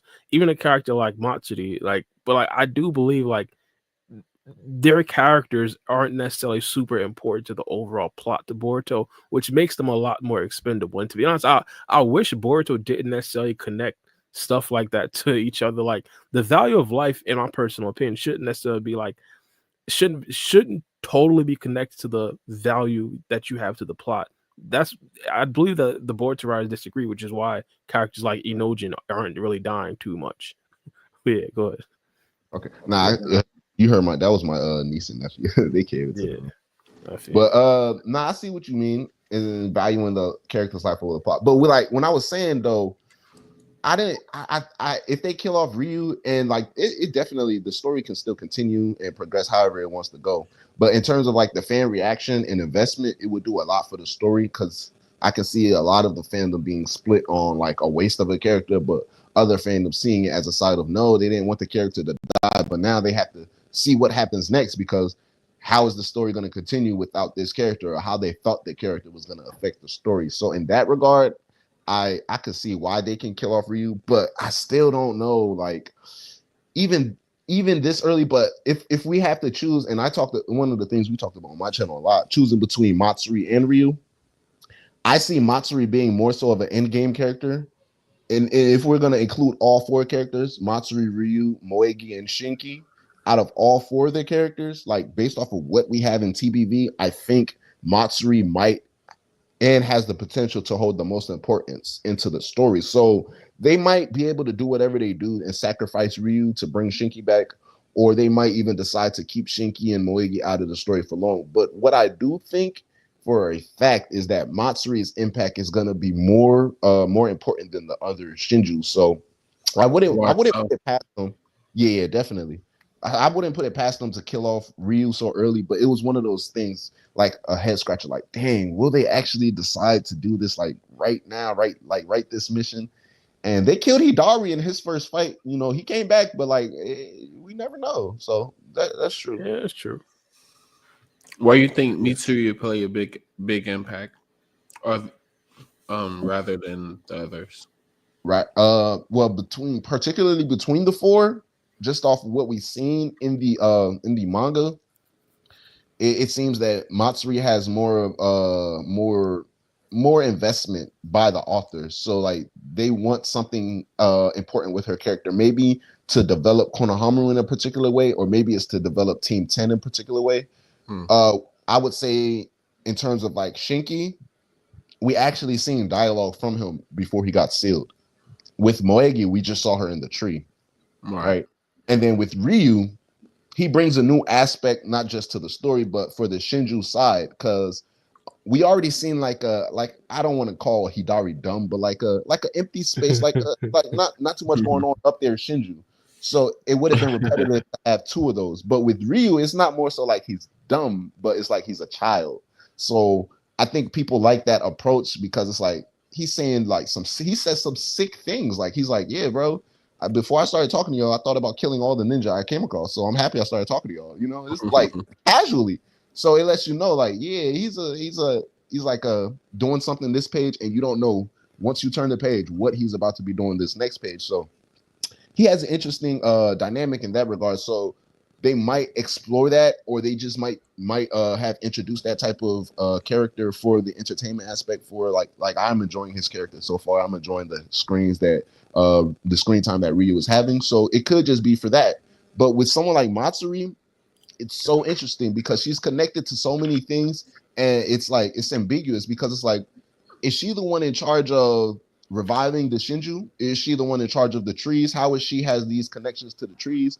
Why was she the one tasked with, hunting Boruto? Like, there's so many questions we could have around the character. And then when we look at her every time, when we look at her dialogue and all the times that she's on screen, is interesting to note that, okay, she doesn't come off as like a complete savage, because we see she gives Gara an out. She gives the kids an out. She's like, y'all don't have to die here. Y'all can. Y'all don't have to die here, though. Like, it's up to you. And then when we see she comes across Konohamaru, she starts to blush, but she in real time adjusts to her emotions, and we see like she's snapping back to reality. So I think she has a lot to offer, definitely, into the story as a character. And I think it might be more so with Team 10's development, because I'm one of those newfound Enojin fans. So I think it's a total of 3 of us now out there in the world. But I'm an Enojin fan after this TBV, after his TBV re-debut. So like Matsuri, I think she might have some real development for Konohamaru and then Team 10, and definitely for like characters like Enojin and Shikada. So that's why I would say she's probably the most important between those. Well, I think she got some runway because she's fighting Konohamaru. Like, let's be honest. Like, we can't expect Konohamaru to get that W. Like, wait, so, like, didn't it say Matsuri? Didn't say Matsuri also was deceiving? Going. Yeah, she looked scary. She looked a little scary in some of those panels that I had seen. Yeah, no, yeah, this not like a backstabbing thing no more. I think she realizes that that she has to fight Konohamaru, and to be honest, this is what I wanted. Like, you feel me? Like, people were saying, "Oh, Konohamaru is about to become Hokage without actually having an actual stable W." All due respect, like, let's be honest, like, I wasn't going for that. If Konohamaru defeats Matsuri in this battle right here, he'd have my respect. Not to be Hokage, but he'd have my respect. You feel me? Just put it like that. Okay. I don't think he's going to defeat her, though. I doubt it. I highly doubt it. Yeah, I can't see it. I can't see it either. Yeah, she looks crazy. I don't think she's being sneaky, free game. I think it's like, it's You more got so. the panel? Let me see. I ain't see it.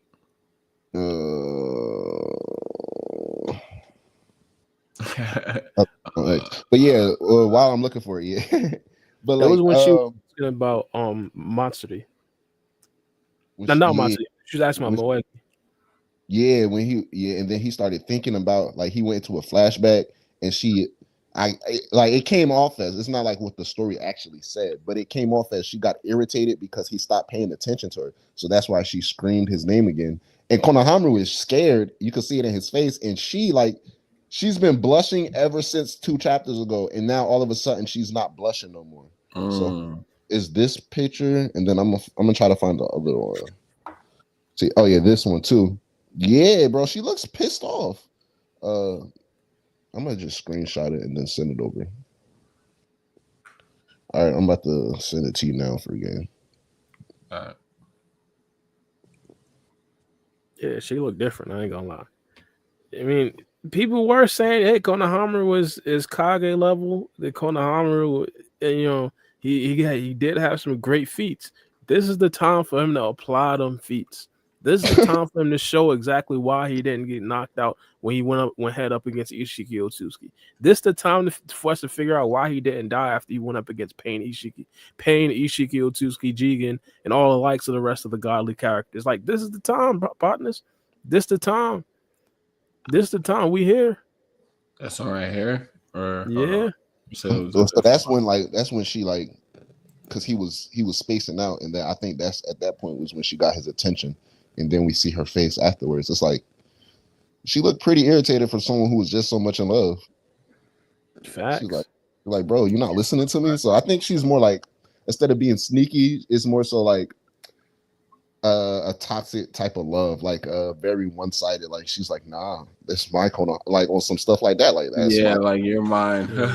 yeah, bro. Like no, none of that. But like, yeah, that's the type of vibes I'm getting from her. So she might be real life crazy, and that's the type of crazy you can't just get rid of in one chapter. I like you and I want you.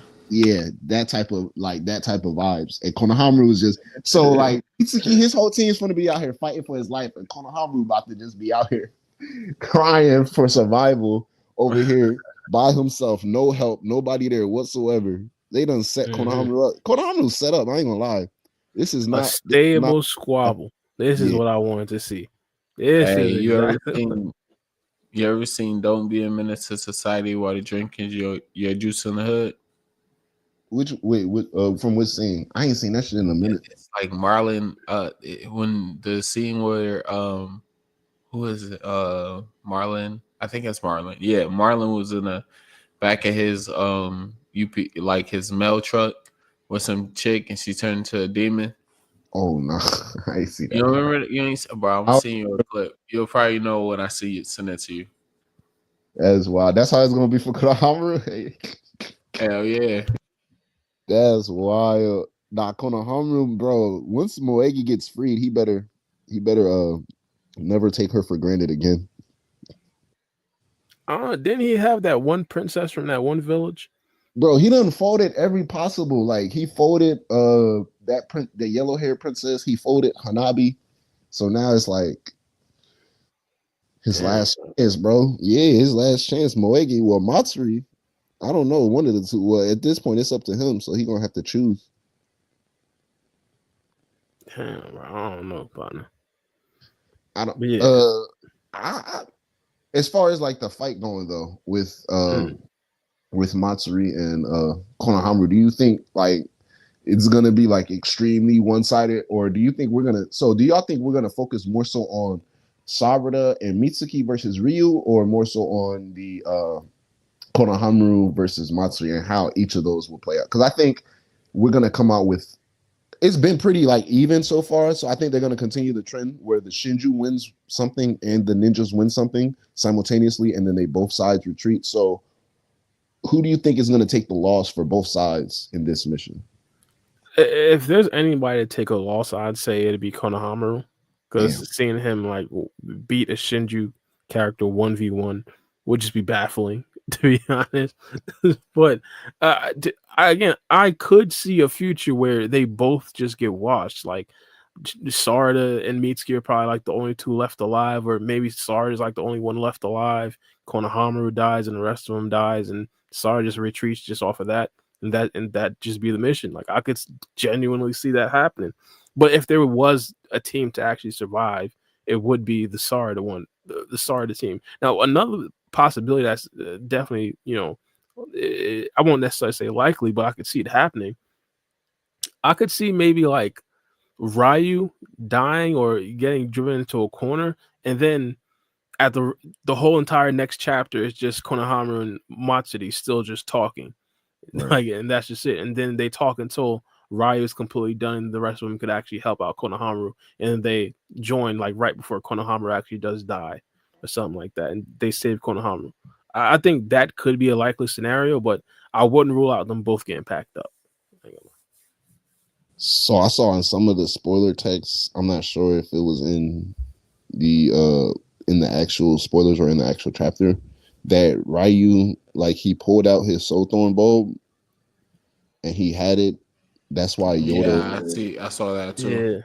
Yeah. Okay. So like if that's something like that can happen, so does that mean they can possibly survive without the sword thorn? Or is it something like maybe once you actively try to return the soul thorn to the tree for the original person, then the Shinju disappears? Or how do y'all think that works? I don't think it would be like, I don't think it's just like disconnects to the Shinju once they take it out of their body. I think it still connects to the Shinju through some sort of mechanic that we just don't really know of as of right now. Maybe if you just take it far enough, the Bluetooth connection just disconnects. But I think it's still a part of shit. Still a part of Ryu or Shinki. No, not Ryu at that moment. Yeah, because it says this Rio takes out his thorn soul bowl as bait. Yeah, that's the part also. Yeah, the panel came out. Yeah, it looked crazy. Yeah, I ain't gonna lie. His Iron Saiyan looks smooth. I don't the shading that Ikimoto used on the. I'm like, yeah, it's tough. It's tough. Yeah. But I was thinking about that because it's like if he's just holding it out like bait, it might be something like if you just take that. Like, what if they accidentally destroy the Soul Thorn bulb in general? Like, do you lose everybody at that point? Like the tree person and the person trapped in the tree, body dies. I don't think that like them removing it kills him. I think it was just the fact that Sasuke had his whole body obliterated or whatever that dude name is. Oh, yeah, so I'm not. So like in this case, like if you take it out like how Ryu did, he took it out. But say like while it's floating in the air, somebody comes through and just cuts it in half. Like they just like completely cut it and destroy it. That would just ruin everything. Or would it like kill Ryu only, or would it kill Ryu and Gara or not Gara? I mean, I would have assumed that when that first happened, they would have tried to destroy it instead of like capture it.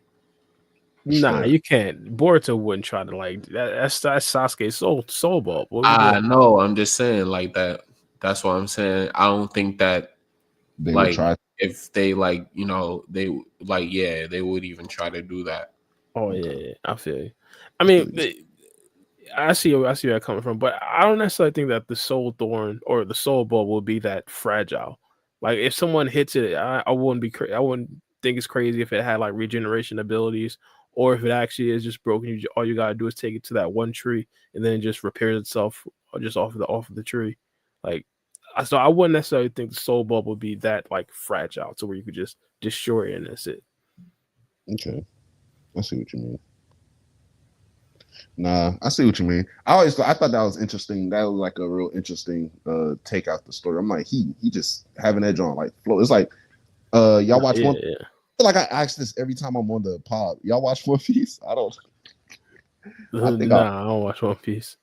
But yeah, it's a character. He's able to like he has a power where he can cut out anything basically, and he can also cut out any body part or organ. So essentially he has done it in the show. Like he would take someone's heart out and they would just be like looking at their heart, and he basically has your heart in his hand. It's just like floating around. So like if he squeezes it, like they start grabbing their chest because it hurts and stuff like that.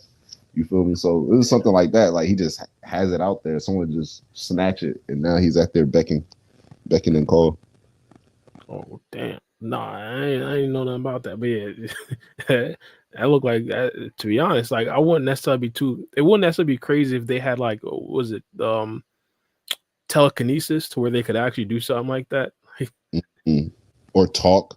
Like the Shinju between themselves or something like that. That would be wild. Or like how what's the name? Thing just flew straight towards Jura after he died. Like the soul bulb. Yeah, like was it Jura doing that, or was it like the bulb just like going to the nearest familiar scent or something like that? The nearest Shinju or the nearest soul bulb could be. I don't even know. I did want to ask, how long do you think the Shinju arc is actually going to last from now? Like, if you'd pick like a chapter number for it to end. This particular mission, or like the arc in general, like dealing with Jura, Dari, Mamushi. Yeah, the arc in general, like where Jura dies. Let's say. Ooh. I don't think Jura dies at the end of this arc. I think arc transitions into a new arc. So like we're gonna get what we get in this arc, and then it just transitions into the next. Like essentially in the Cold arc, like how Cold didn't die at the end of his arc, but he transitioned. But like his actions in the Cold arc, like we're still dealing with those actions because he got so mad, he split up the Ten Tails, and now we're here, right? So yeah, I think this arc might definitely. Bro, I don't want to like beat a dead horse and go back to the same, but like it's gonna lead into the Akebi thing, bro. So Oh my eventually, like goodness. it's gonna find a gateway. So what I think, okay, if we're just gonna like, if I give you my broad idea of the arc in general and where I see them going with this Shinju, we're gonna have to like accept the fact and just be like be aware of the fact that Jura himself is the Ten Tails. So Jura's like history and I don't know, like purpose, true purpose might just get revealed. Whether Otsutsuki is introduced into the story, whether it's a newborn like Akebi, whether one of the destroyed tablets, or she by Otsutsuki, something. I feel like it can be done. I don't think this is what's going to happen, but it's one of the possible endings I thought about, where the new villain or the new introduced villain utilizes or values Jura or the Shinju because it's a special Ten Tails and nothing has like this has occurred where they gain their own sentience, they gain their own knowledge, and things happen. So maybe they utilize Jura in a way that way somehow it gateways from the history of the Ten Tails and how that correlates and relates to the Otsutsuki clan, and that be the gateway into the next arc. Or it can be something where if it's not a third party being introduced or like Otsutsuki being introduced, where Jura himself embraces being the Ten Tails, or he just understands maybe all of the Shinju and Kashin Koji and Shikamaru's plans are working out, and they kill all the other Shinju except for Jura. Maybe it's just Jura and Mamushi because I think Mamushi is going to be very important. And Jura actively makes a choice because right now he's not, but he makes a choice to become evil. He makes a choice to work against humanity. Maybe he makes a choice. So whatever choice that Jura makes, whatever like events lead up to Jura to actively make a choice, because right now he's just idle and he's just going with the flow. So once he gets out of that mind state and he's like, no, this is what I'm doing and this is what I'm about to do, instead of saying, maybe I'll get around to it, maybe I will, maybe I won't. Instead of saying that, once we get to that point, I think we might be transitioning into the new arc. And Jura, I don't think he's endgame villain, but like Code, so like how Code is the gateway to Jura and the Shinju, because that's how all did. Like he's gonna be the gateway to the next villains, and then lo and behold, we have the Shinju. I think Jura might be the gateway, or at least the Shinju, because I don't know, but I know one of the Shinju, they might be the gateway to the next villain, whether it be how the villain is introduced, or whether it be once that villain comes into play, their interaction with the Shinju or Jura propels or progresses the story further than whatever point it was already at. So whether it be one of the Shinju turning on Jura like Mamushi, the circle back on what I was saying, whether it be the bug Shinju and him basically saying, okay, okay, Jura, you're basically the main body of us. You have all this power. He just don't like the way Jura's going about things. He's too indecisive, right? And Jura didn't see this coming. So like whatever savagery or savageness that Mamushi has or plan that he has lying in wait, it comes into fruition, kind of like how Black Zetsu betrayed Madara. And now, boom, because of Jura's idleness or indecisiveness or willingness to let so many ninja live, where we thought he was going to be the big bad, but now he's just a super strong person that just decided not to use his power. Like Mamushi takes advantage of that. He becomes the main Ten Tails body. So he tries to take on Jura's position, where instead of being a clone of the Ten Tails and having Ishiki's chakra and Ko's chakra, he becomes the main body. So where like whatever Jura has, or maybe if Jura has a sword thrown bow but doesn't have something, that Mamushi just waits long enough to where he figures out and he understands what he has to do, and then he becomes the next big bad. It could be something like that. But like, man, I don't know, bro. Just the way this thing's been going, bro. I don't know. I don't know. I definitely see the Shinju being connected to the end game, though, somehow, some way. They have to be. Oh, damn.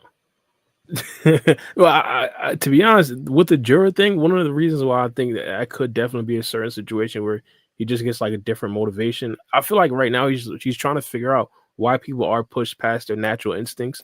Like a couple of things that he's just like super intrigued by was like Enojin or even some of the rest of Team 10, like going past their regular survival instincts, understanding that they're fighting a foe that they're likely not going to beat, but still trying to push forward, even though they're likely going to die. Like he was super intrigued by that. Like, why are you still trying to push forward? Like, why are you still trying to save him? Why stuff like that? And to be honest, I think the reason why he's doing that is simply because the stuff that he's doing right now, he's being pushed past his natural instincts to actually devour an Otsutsuki member and plant himself.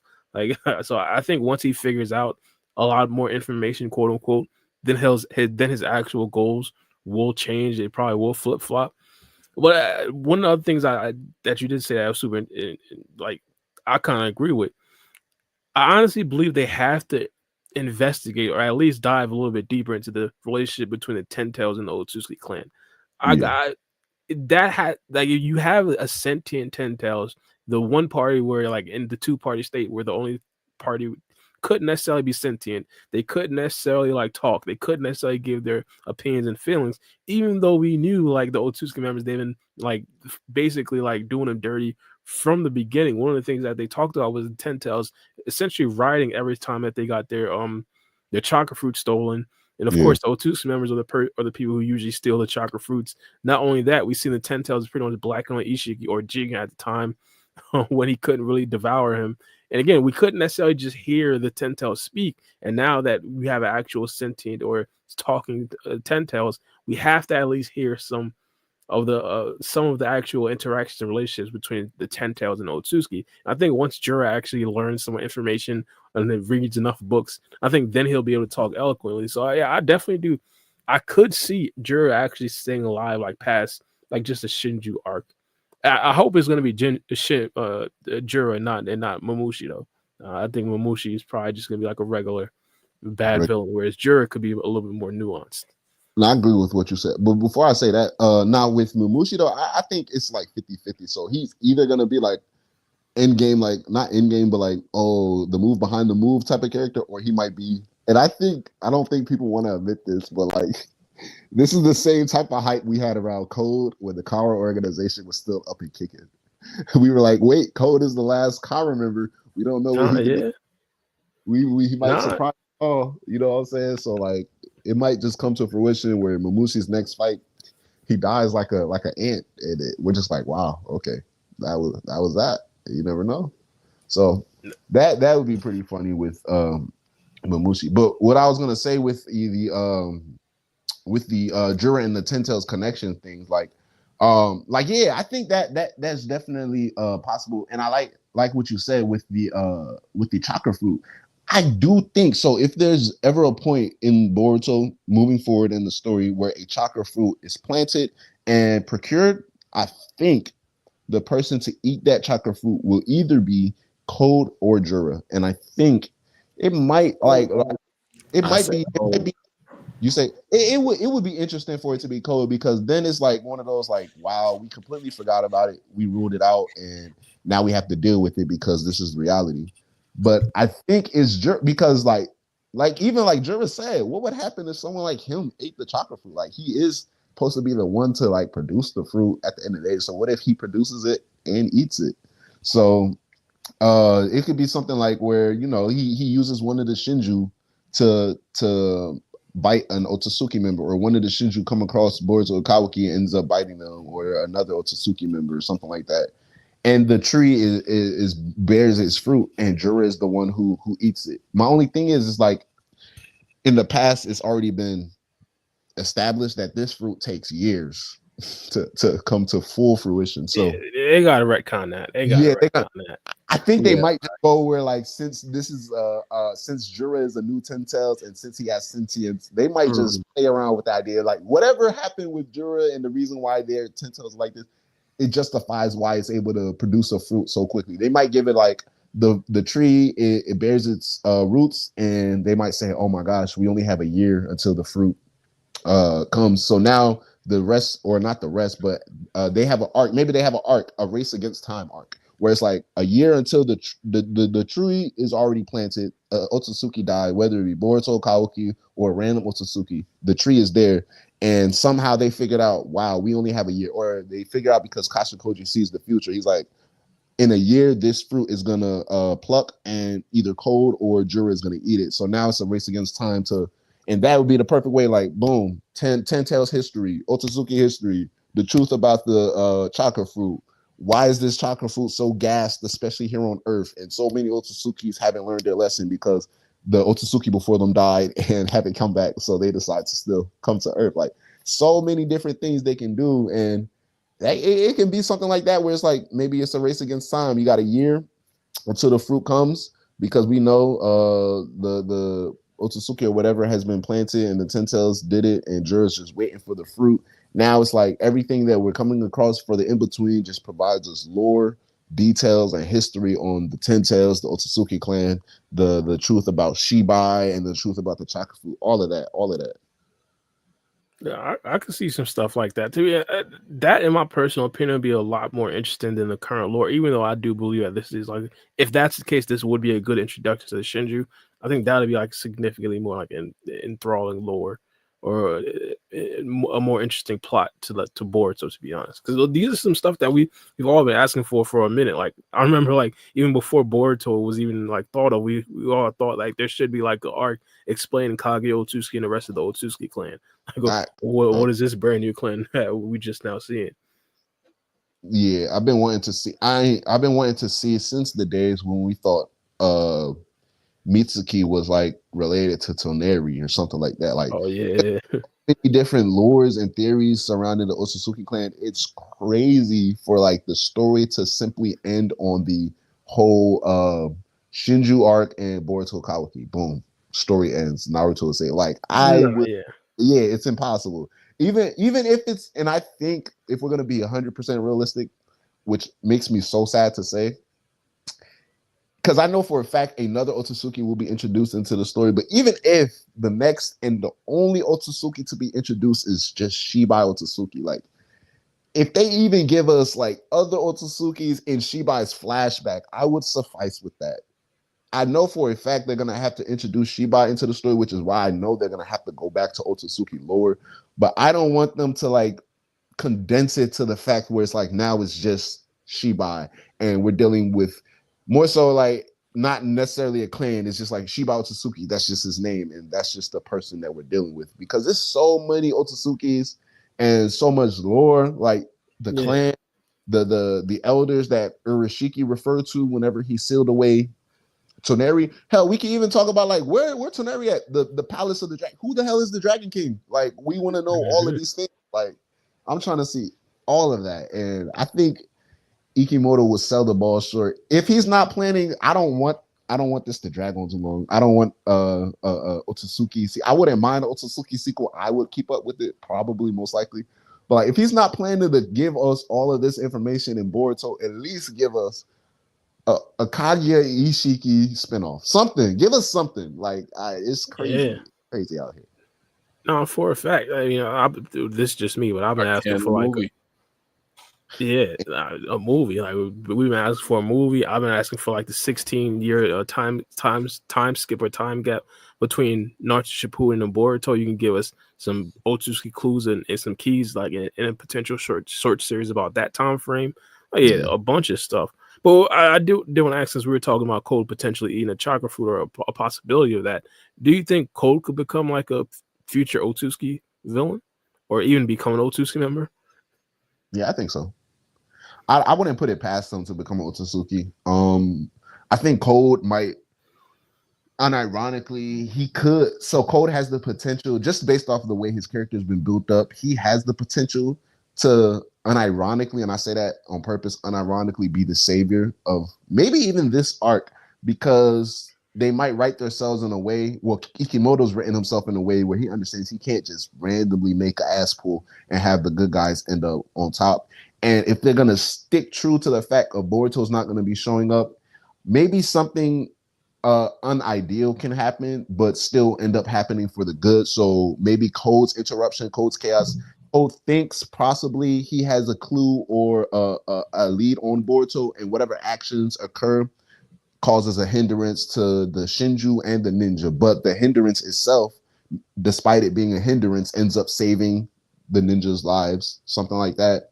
But as far as like Endgame, because as far as like his next introduction, that's how I see Code being reintroduced into the plot of the story, because he's tasked with finding Boruto, and we all know he's not strong enough to fight Boruto, so he has to go some type of roundabout way of completing this goal.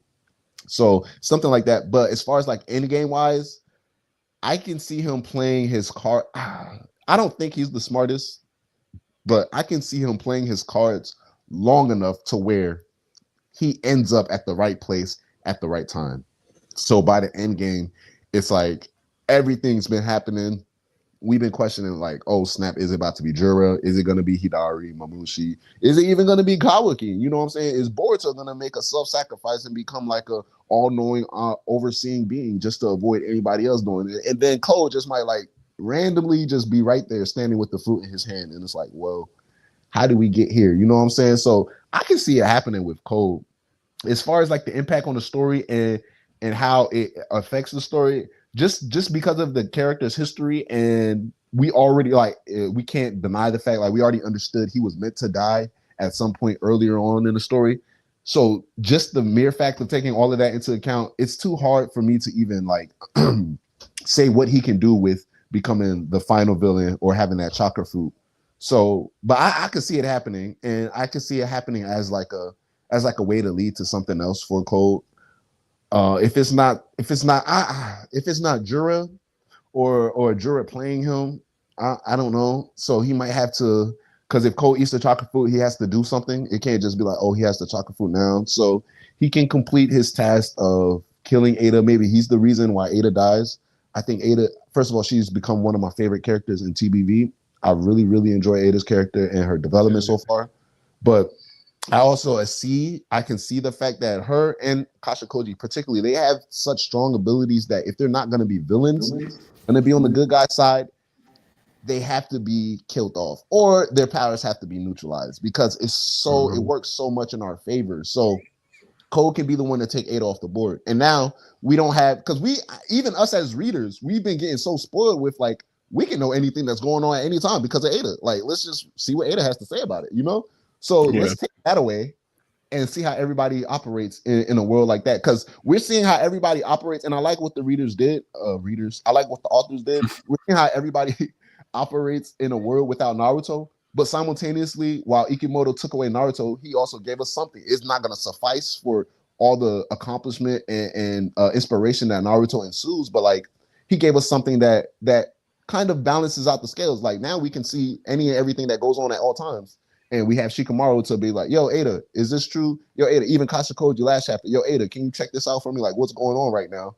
And how's it going? And we see all the times where Eida is able to peer into the past, peer into the present. And now we understand she's able to peer into the past and see whatever past thing Kashin Koji was talking about. And by that means, technically peer into the future, because she's seeing things that are being said for the future. So it's like Eida has a pretty broken ability, and she's in a unique position. So Code taking her off the map, that can add some huge significance to his story.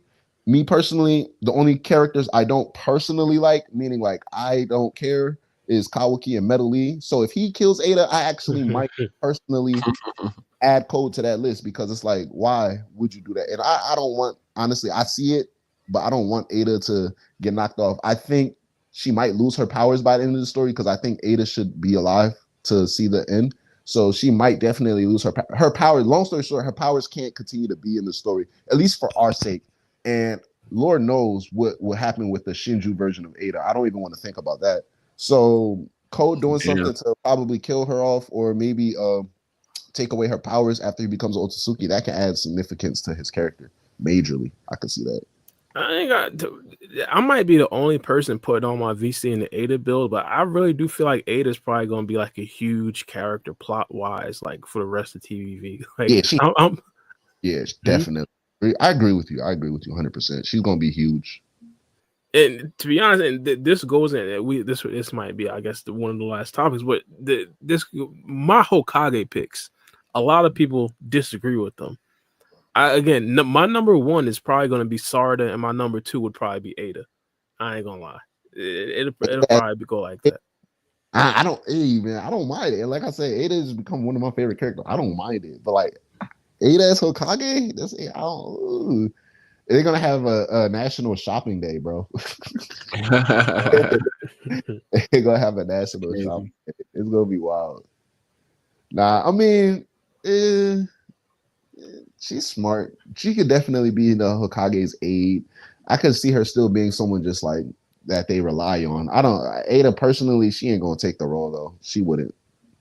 I could see her denying it, but the biggest reason is because of her omnipotence powers, or her potentially being like immune to any other potential omnipotence, and also her cooperation with Boruto and Kashin Koji. Because I do believe whoever the next Hokage is going to be, whether or if hypothetically Shikamaru gets axed before this arc actually does end, I think the next Hokage has to be able to work alongside Kashin Koji and Boruto. If that's not possible, I think the likelihood of Boruto dying is like significantly raised. Significantly.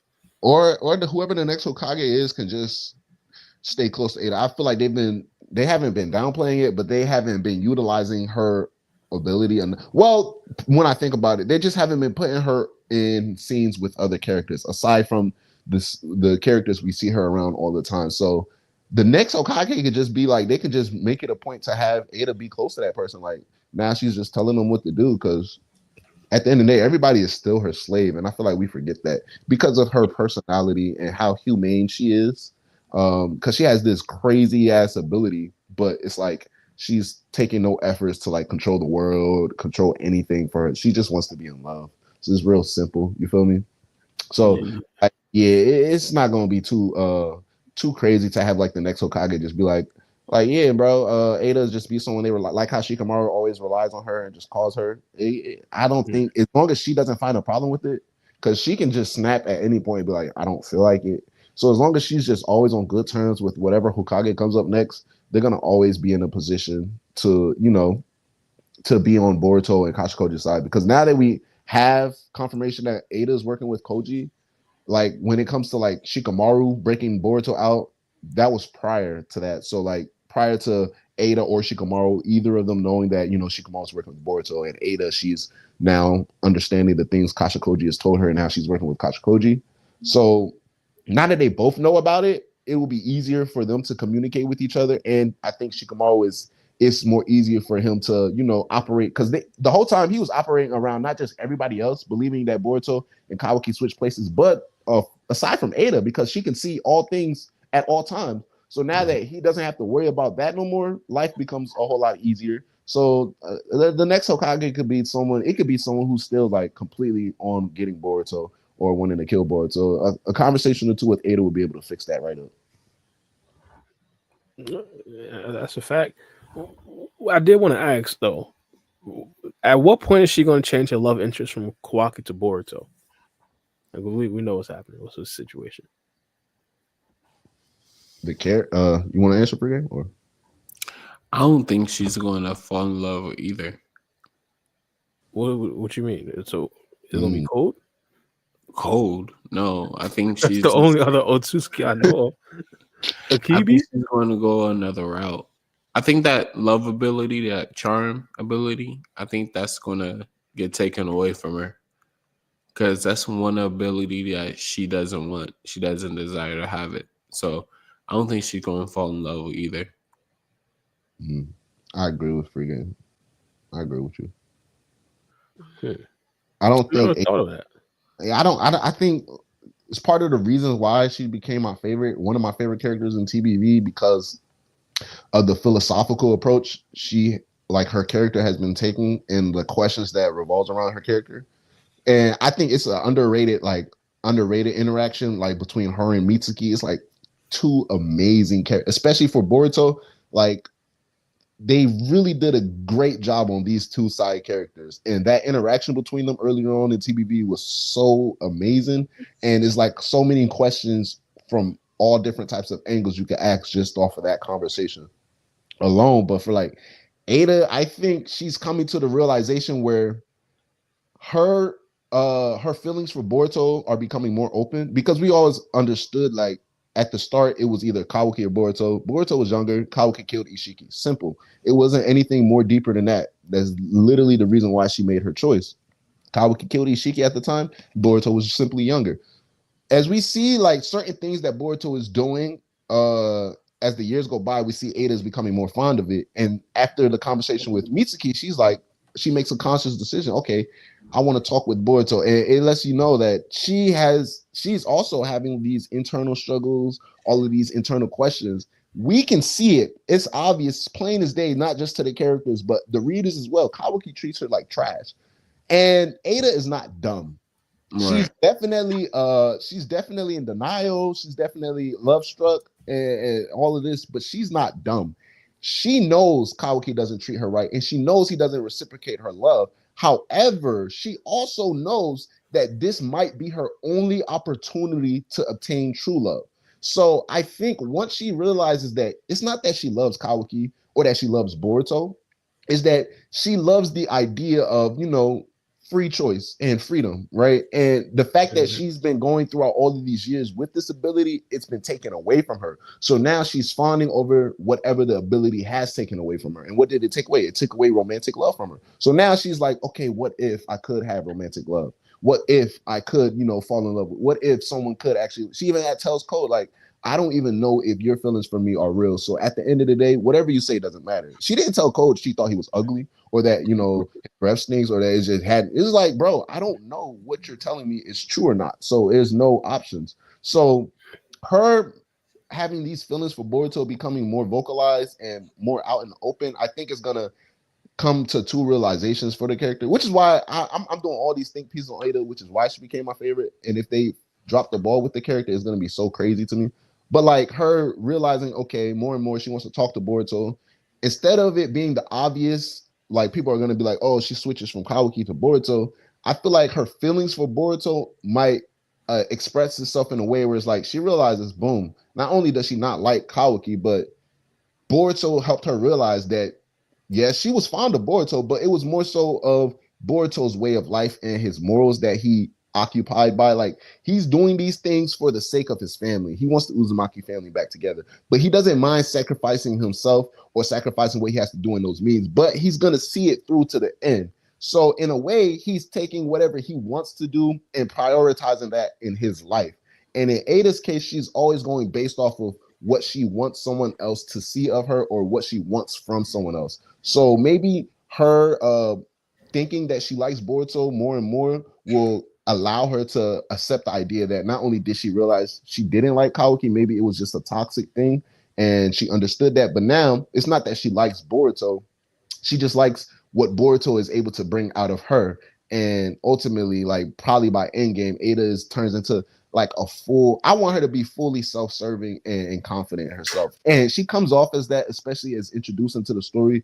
But the more we see Eida, even before TBV, we understand, okay, she's not all self-confident. She's not fully self-serving. She has these weaknesses and these personalities and traits that humanize her, even though she has this godlike ability. And I think that's the beautiful thing about her character. So if we take that aspect of her character and really play with it to the point where now she's having all of these emotional warfares and struggles internally, and once she's able to overcome all of that, we truly see what a self-serving Eida looks like with omnipotence at her beck and call. It would be crazy. And I think that like once she's like no Boruto, no Kawaki, she's done fawning over these people. You know what I'm saying? She gonna snap and she gonna go crazy.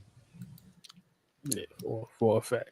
What's it called? I did have like a couple more talks. We do got to end the pod a little bit early. Black G, could you drop your YouTube link? I think either this in the Discord, you can probably send it to a free game, or probably in the chat right here. I think you could probably drop it in there.